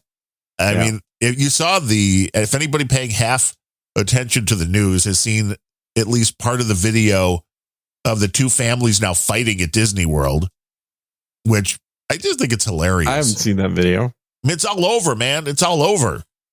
I don't have that channel. Temper's running rampant around the country. You can't even go to Disney World where people, you expect people not to be a dick. Well, if you were to watch Timcast, you would know that in surveys around America, 80% of the population now thinks the Civil War is coming. And the latest numbers is that 20% of the population has their weapons already ready for the Civil War. I mean, I've got my weapons. I just don't have enough ammo. Well, that's a problem. Boost. I need ammo, man. I need 9mm ammo, man. Boost. Now you can get that. That's available now. Yes. Yeah, I just need more. I mean, I remember hearing the from Uncle Ted when he talked about getting the ammo delivered to his property in the pallet load.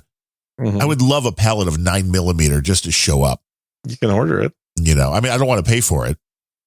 I would just like it to show up. Well, I mean, you should pay for it. You don't want to steal that shit. No, I didn't want to steal it. I thought maybe if somebody out there listening owned like an ammo manufacturer, that a pallet of ammo could just show up. Mhm. And then I would be ready for the impending apocalypse.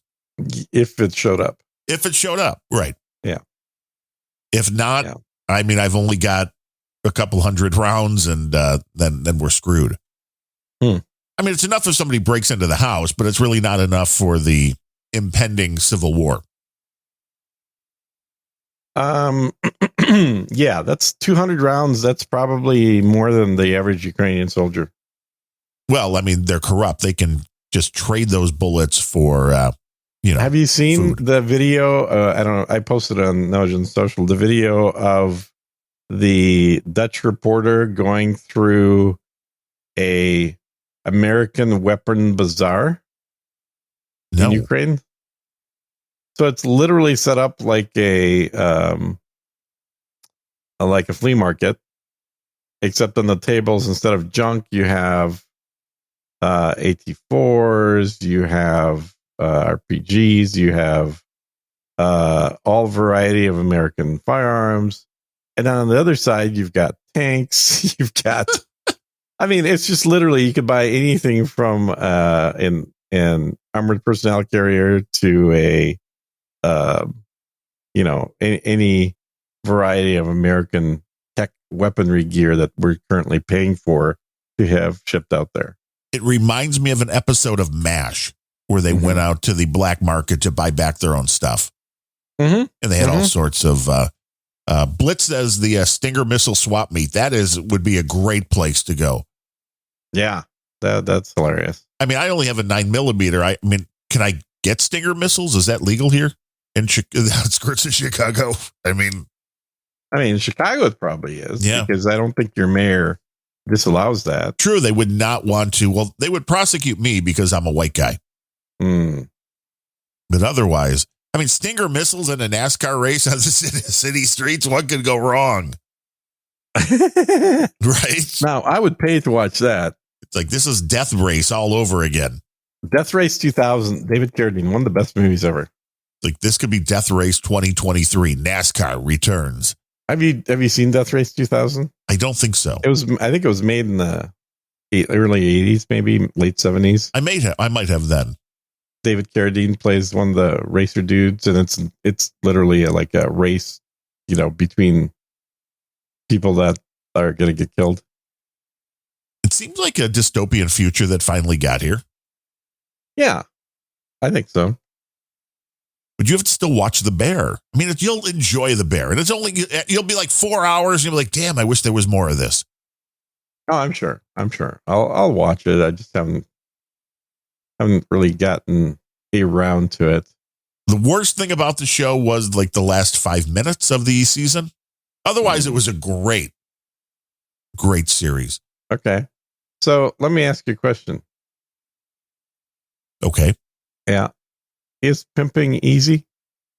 I mean, some people say it is. Ask Snoop Dogg. Mm-hmm. And what does he say? I don't know. You don't know. He would know, though. That's a fail. Okay. So clearly you don't actually watch Nojan the Social.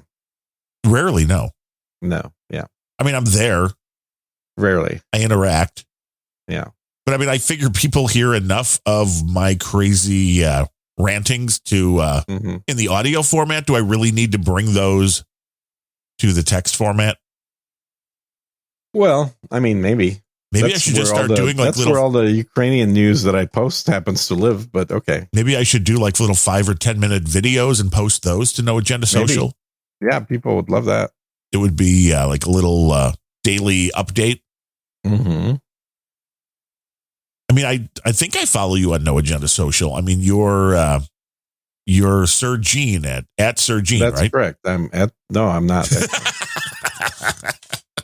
No, I am Sir Gene, but I'm not at Sir Gene. Oh, wait, who is?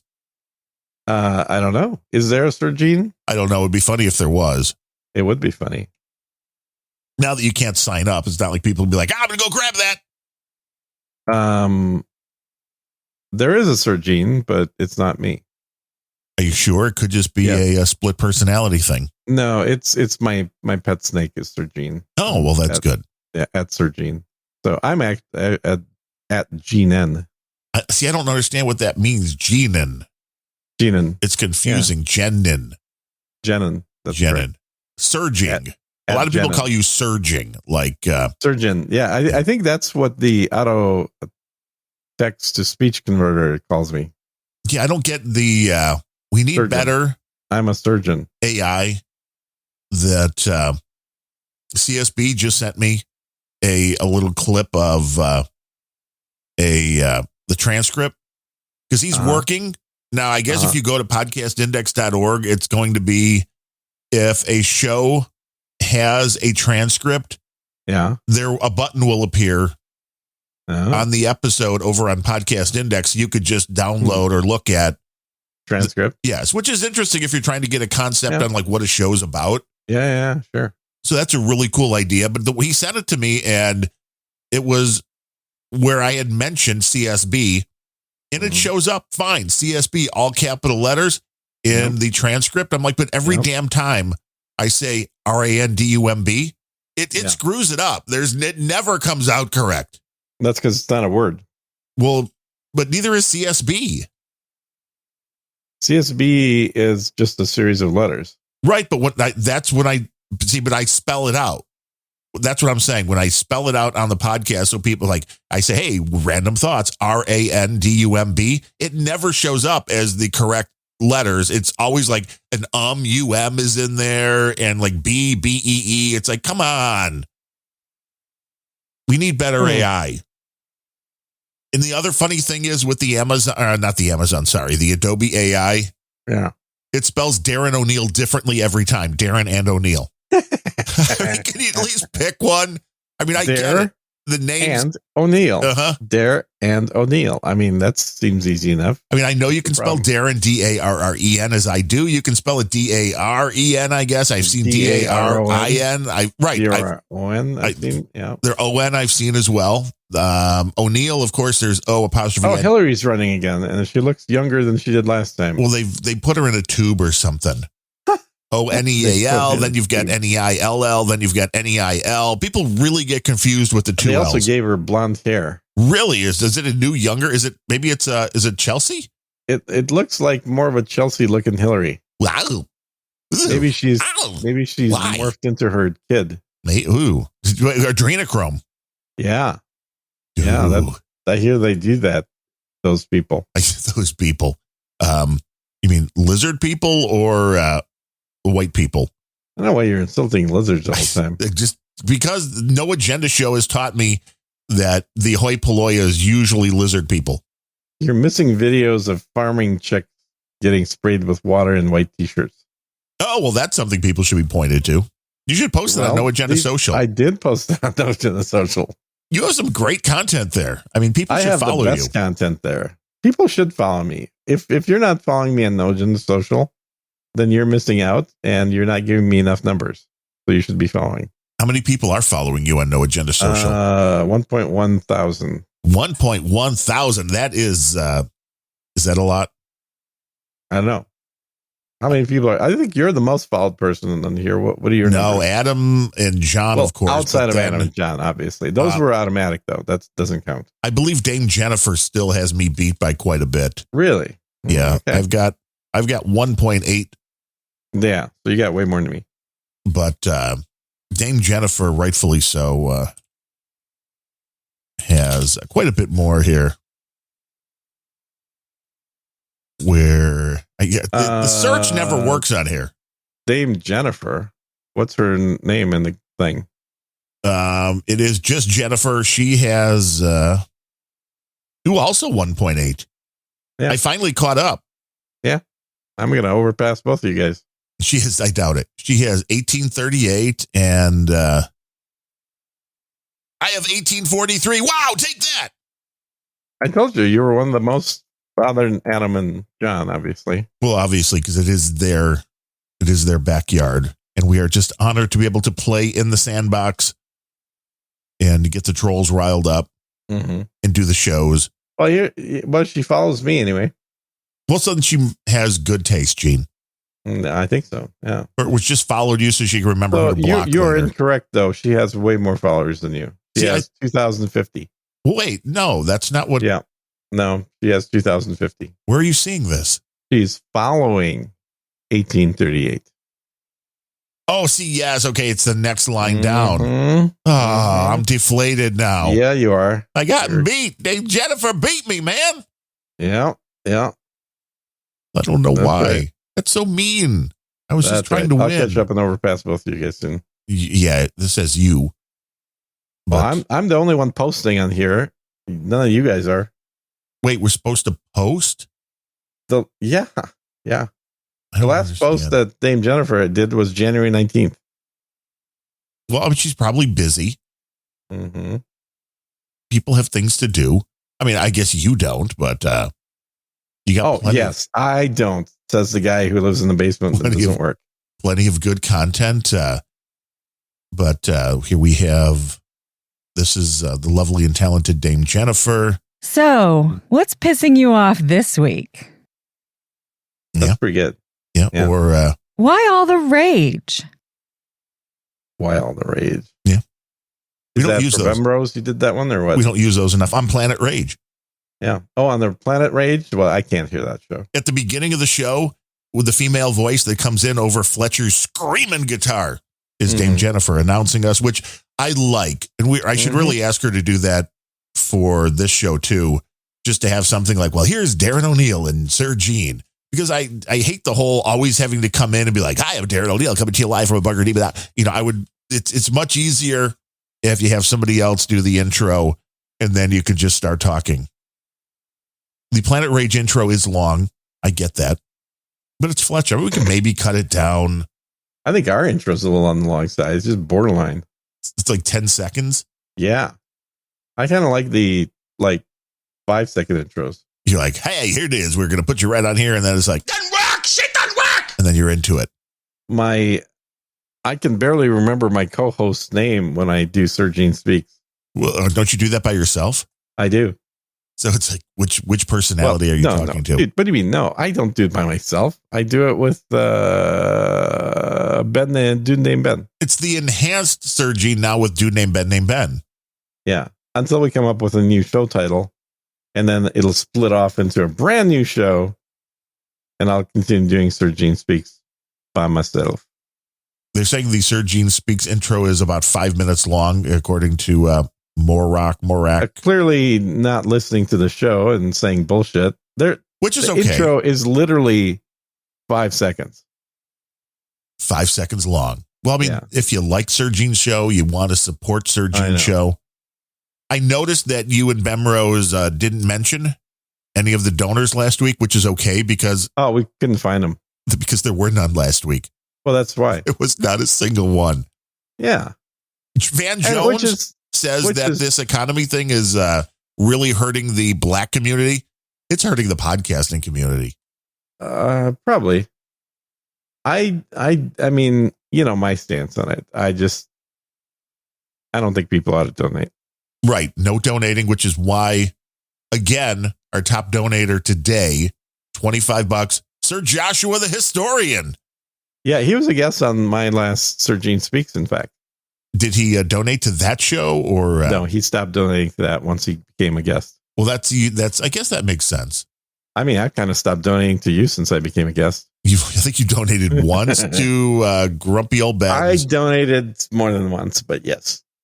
I know you tried to give money to Nick the Rat and he didn't like it. I gave money to Nick the Rat. I didn't try and give money. He just didn't acknowledge it. And I did it again about a month ago, and he wasn't even freaking there. He was on Twitch with some weird music shit happening and a camera of an empty chair And I thought, oh, well, I'll just send him some money and say, hey, Nick, and because, maybe give him an opportunity to apologize for the fact that he never said anything last time. And then it turned out he was there. And I asked him, I was like, hey, is Nick not here? And no, he hasn't been here for like half an hour. Oh, okay. And so, so that I've given him money multiple times and never heard a peep out of him. But I guess that's how it works. He's part of the Insult Comics group. Thank you for sending your money. Please leave a message after the beep, and we will get back to you as soon as we can. Exactly. We'll get back to you never. Sir Joshua says, Unrelenting is my drinking buddy, and we are a good drinking buddy. That is true. I think he enjoys this podcast more than the one he was actually on. Well, I could see that, because then he has to interact with you, and it's like that's a whole different thing. Mm-hmm. Yeah, no, he's a good guy. He's getting his, I guess, master's in history or something like that. So he's planning on teaching history. Well, see, we do need good teachers. What level? Yeah, and I have no idea if he's going to be teaching college or high school or what, but I don't think they teach history before high school, right? In our day, they sure did, but... Well, fair enough. But today, I don't know. They teach herstory now instead of history. Yeah, I think Sir Joshua's the kind of guy to be like, okay, fuckers, I'm going to show you what real history is. Yeah. He might only keep the job for a week. I know. Because they're going to be like, we can't have that. The thing that I thought was fun on the last Sir Gene Speaks, because, it's appropriate to talk about the other shows around. I mean, it does. It's because it's cross-pollination. I mean, I think people should listen to Sir Gene Speaks. But I don't know that John would approve. I think John thinks that anything that dilutes your brand is not a good thing. No, he talks about DH Unplugged on No Agenda every now and then. That's his brand. He knows how the butter is spread. Yeah. But having both Josh and Ben on the show with their very Texan accents. How do they get a word in against you, though? That's the question. Well, you have to listen to find out, don't you? Wait, first I'm supposed to follow you on No Agenda Social, then I'm supposed to listen to your other podcast? I mean, that'd be nice. That, if you had a podcast that I could listen to that wasn't like subsonic, right? Well, I would certainly do that. That would be Random Thoughts. That would be your favorite solo show. I used to listen to Random Thoughts, but I just found that they're like when it shows up on Random Thoughts, I kind of already heard it from O'Reilly by that point. Well, Bill does say a lot of the same stuff, but lately I've heard somebody say that. Yeah. Lately it's been great because I've been beating O'Reilly to stuff. Mm-hmm. And that's kind of like for me scooping O'Reilly. Yeah. And No Agenda, which is why it's great that Grumpy Old Ben's is back and on Wednesday, because we used to always be a day after No Agenda. Now you're a day before. Yeah. A day before is actually way better. Well, why does that make any difference? Because Grumpy Old Ben's has nothing to do with politics. It's basically computer gear talk. No, there's a lot of politics somehow. Nah, that much. It sucks its way right in. But we don't have clips. So I think what you're referring to politics is just Bemrose opinions. Well, that never stops.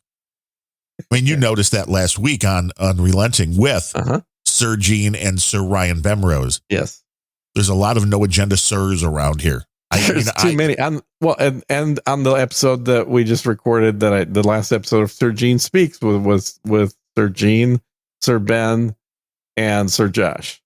You see, I mean, and that it's I have the title. I just don't use it because. Now, did you actually buy your title honestly, like everybody else, or is yours honorary? No, mine was purchased, and back in the day when it became official, I had a couple of donations in that was like $600 and something bucks. Yeah. And Sir Scandinavia and a few other people were like, oh, we need to make me a knight. So somebody did donate on my behalf, like $300. I remember that episode. I remember that. Yeah. And then to make that right, it wasn't that long after that. A few months after that same amount that they donated to push me over, I donated in the name of Sir Ned and a couple other people to try to kind of spread the love around. Back in the day, in the early No Agenda days, when I used to be on right after No Agenda on a live stream podcast with Mr. Oil and Gitmo Slave, I remember that Gitmo Slave kind of ran a lot of the stuff for the infrastructure. I mean, Gitmo Slave basically had God, I'm blanking out his name. The current guy working for him. Void Zero. Yeah. So Void Zero. Mark Van Dyke. Mark, yes. Mark Van Dyke. In fact, I was the one that was telling Mark that he needs to just reach out to Adam directly instead of trying to do it, doing all the work in the background, but for another person, for another company, effectively. Because you get the middleman out. Yeah, well, I mean, that was kind of getting to that point where the middleman was making Adam unhappy, and Mark had nothing to do with that portion of it that was making him unhappy. I'm like, Mark, just reach out directly to Adam. He'll be very happy to chat with you, and you can explain that you're actually doing all the work and you can do it for him rather than doing it through these guys. And it was, I forget the name of their company, but Mr. Oil and Gitmo Slave had a corporation that basically was the intermediary, and Mark didn't have any actual stock in it, but he was the one doing most of the work for free. So it was an interesting story. But anyway, the reason I bring that up is because Gitmo Slave did not have, like, he wasn't a sir, unlike the rest of us. And so I remember I made a pretty substantial donation in his name to get him up to that level of being a sir. Oh, there you go. I mean, I'm very close now to being a baron. And I'm like, well, do I actually go and embrace Bemrose is close to being a duke. Yeah, I think he might be. He was up to a count or something. But I'm thinking that would also be maybe a good way to get some donations to my other shows. Be like, hey, send it a donation. I'll pick one of you after a month. Everybody that donates for a month, their names go into a hat, and I give you a No Agenda knighthood. How does that help you, though? Well, anybody that donates to me over a month gets in the drawing. Oh, so you think you're going to get more than $1,000? No, but I mean, well, how's that good for you then? Because I would have cash rather than taking the name. You see what I mean? And I know it's because so you're basically selling No Agenda knighthoods, right? At a discounted price. At a discounted price. Okay. Maybe. Right. And maybe you would get over 1,000. You never know. Yeah. Maybe not a discount price. So you're like a money launderer. There is right. Let me give you my email address in the it's darren@ukraine.gov. Exactly. Everything goes through there. It's that way the taxes and everything just works out. It's more legitimate that way. It's a totally legitimate operation. What do you know about the Irish lottery, Darren? Come on, tell the truth. Nothing. Uh-huh. Also, thanks to Sir Sean of the Allegheny Valley for coming in with his monthly $25.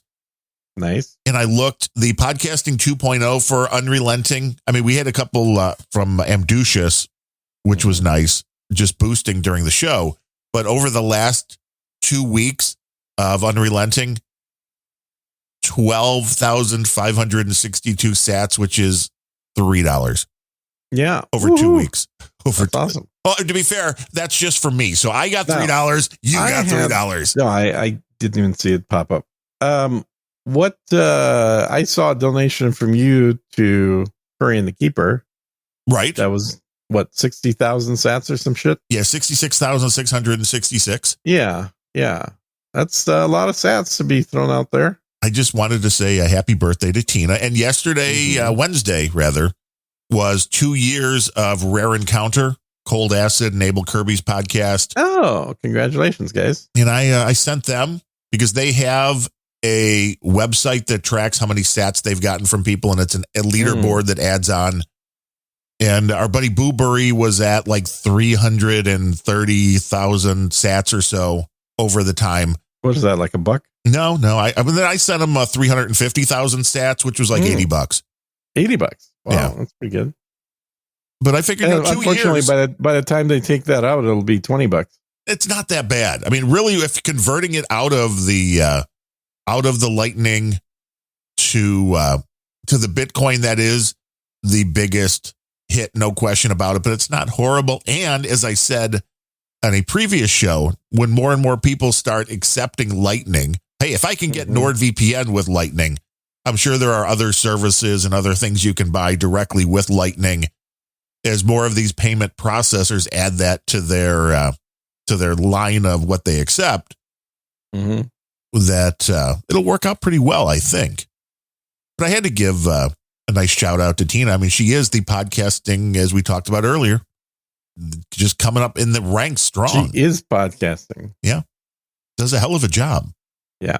I mean, there's a lot of people, if you go back, and I know she's worked in PR and all of that, so speaks well. But if you go back to like my early podcasts, I mean, I sound like crap. Yeah. Just a very good at the whole radio. Well, and she's got a nice laugh. Which helps, I guess. Yeah. I mean, don't I have a nice laugh, Gene? Is that what you're saying? I don't have a nice laugh? That doesn't really. Yeah. I mean, if you didn't just play a clip from the Roadrunner Bugs Bunny or something, then I would. Woody Woodpecker. Yeah. One of those. But yeah, I think she comes across very well on the radio. Obviously, Adam setting her up to sound good helps. But I think, I think Tina was natural. I told her that when she was on my show as a guest. I'm like, oh, this is great. And it's still, to date, my number one most downloaded episode was Tina. I believe that. And there's a lot of people, the minute you put a microphone in front of them, they no longer sound natural, and it takes time to get used to, but they get self-conscious. Right. But I remember she told me like she was super nervous and she like prepped for that interview for a whole day. And then realized this is nothing. Like, this is just talking to Gene. Yeah, exactly. I was like, what? What do you prep? What do you mean prepped? Well, I'm not going to be quizzing you. I'm just talking to you. So asking the hard questions. Yeah, I do need to make the pilgrimage out to Fredericksburg here. You are listening to Sir Gene Interrogates. But I've been trying to spread, in honor of the Podfather and all the stuff that he's done. I was just trying to spread a lot of those sats that came to me around in other places. Yeah. No, I think that's appropriate. I mean, I sent her on their, I think it was their second episode of Curry and the Keeper. I think I sent them $100. And it wasn't meant to be, satanic. I mean, I know it got a laugh, especially because of all the religion talk. All the sixes. Yeah. Well, and that has been a drastic change, I think, certainly from when they lived in Austin in heathen country here. Oh, yeah. Is once they moved out to God country, their podcast became way more religious-y. Well, I was just like, 3 didn't seem like enough. So I figured I would double that. It wasn't like, 666. Well, you're the number of the beast. Although it works out because Adam now with the new Roadcaster has the button that puts you into the dropping your voice into Satan level. Yeah. Yeah. Although he needs a lisp if he's going to do Satan. Well, you know what? You're just doing some production meetings with them. Let him know what he's doing wrong. Yeah. I'm sure he will take all of your I'm sure suggestions to heart. But if you want to help this show out, the thing to do is go to unrelenting.com/donate and donate. Buy us a Roadcaster. Right. Buy us a Roadcaster. And then bitch about how bad it is. Which is probably what I would do. Which is why I mean, I know it's what I would do. It's like, this is, I guess the problem. It doesn't work with Zencastr. It's a piece of shit. Why wouldn't it work with Zencastr? Because I'm just saying, I'm just pretending, Right. I understand. You'd find every little thing wrong with it. Yes. And I would just want to relate it to the Motu, which the Motu does everything. It literally does everything. It is the best device that's unavailable that you can not get. It'll be back soon once Joe Biden fixes everything. Well, next year. They said next year. Wow. Yeah. There's a new Michelle Obama book. Be sure to pick that up. What's he talk about? What does he talk about? Yeah. Well, I don't want to misgender Michelle Obama. It's called The Light We Carry. Discovery. Let's see. It's all very, it's like blurred. Something about uncertain times. She reflects upon her experiences and shares insights on navigating an increasingly stressful world. Thanks to your party. Thanks So to your I'm reading husband's something- moron vice president. Interesting from The Hill. So, in an article on The Hill, they have Supreme Court Justice Kagan warns that the Supreme Court legitimacy is at risk if it strays too far from public sentiment. The job of the Supreme Court is to follow public sentiment No. in its rulings, apparently. I No, did it's not not. realize that, but Elena Kagan has now had a teaching moment for all of us, telling us what the Supreme Court's job really is. Right. Not to actually enforce the laws on the books. Not to decide what is constitutional and what's not. It's to go along with the mob rules. We become bolder in brightness. She's not liking the decisions coming out of the court, and said the legitimacy of the entire institution is at risk. It needs to be demonstrated to be impartial and nonpartisan by not straying too far from the public radio sentiment. Let me quote, "We become bolder in brightness. If you know your light, you know yourself. You know your own story in an honest way. In my experience, this type of self-knowledge builds confidence, which in turn breeds calmness and an ability to maintain perspective, which leads, finally, to being able to connect meaningfully with others.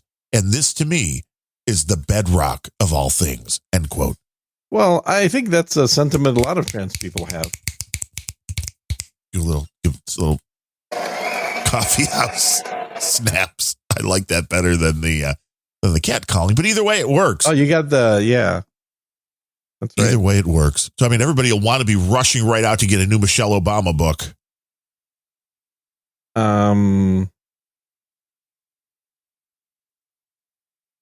Yeah. Does Joe Biden have complications from COVID? I guess we'll find out by next week.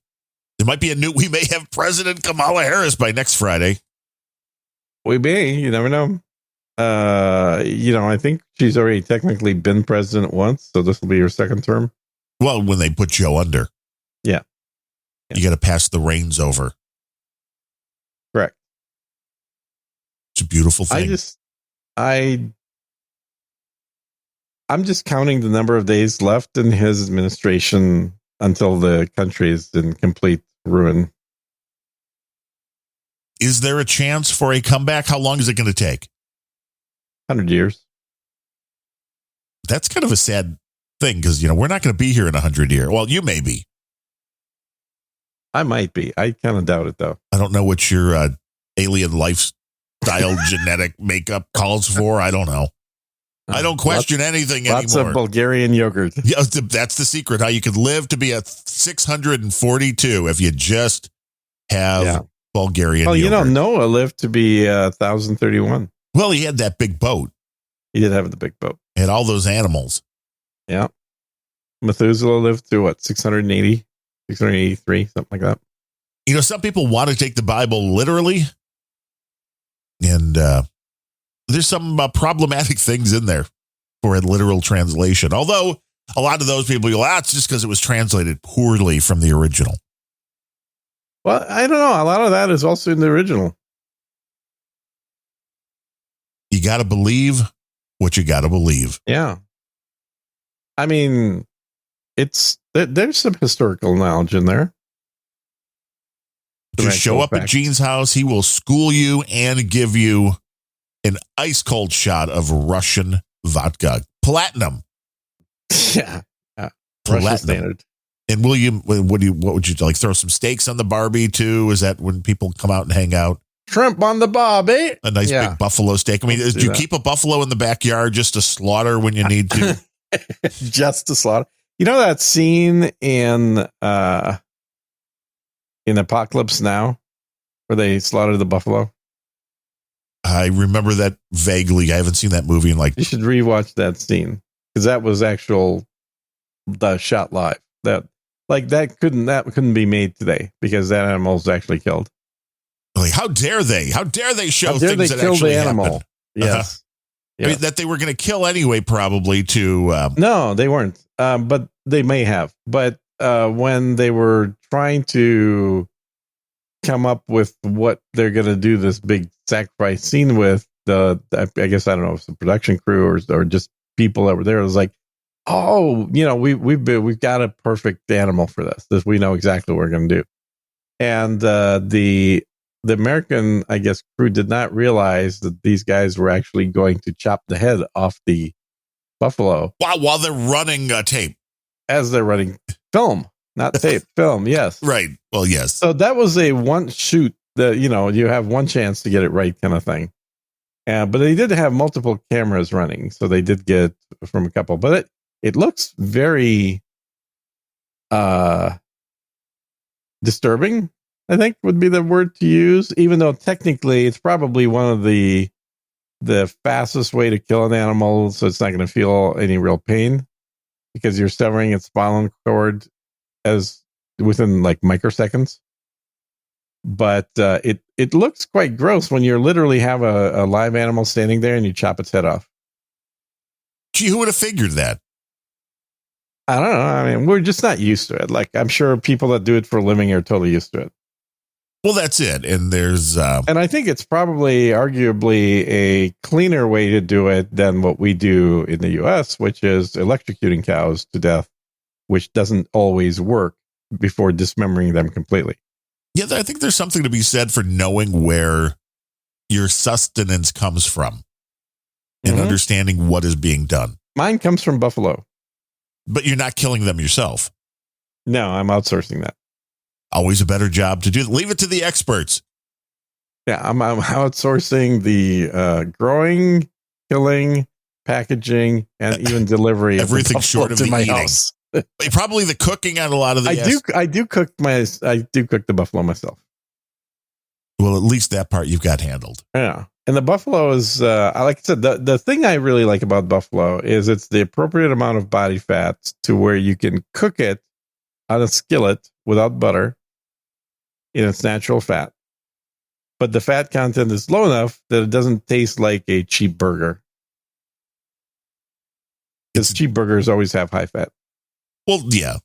You'll notice that just when you're buying ground beef, it's like you want at least an 80-20. I mean, you want a little bit of fat for a delicious burger, but you don't want it to be like buffalo's right 50. around 10%. That's nice. That's like a 90-10 split for the ground beef. Boom. It is a 90-10 split. Yep. Absolutely perfect. Cooking tips with Gene. Add a little bit of vodka.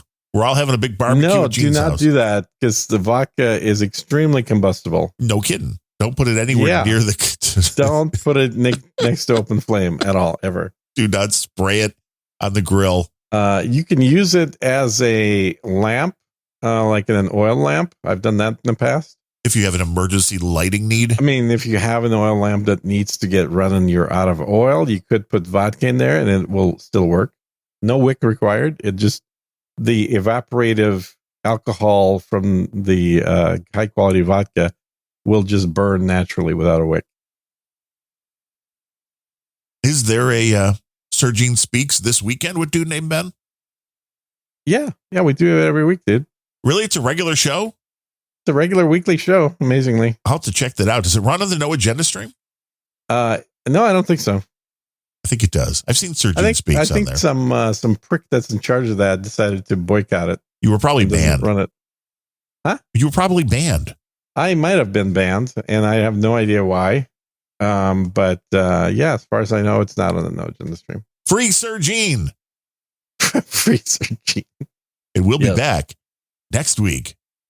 Same unrelenting time. Same unrelenting channel. Adios, mofos. And such.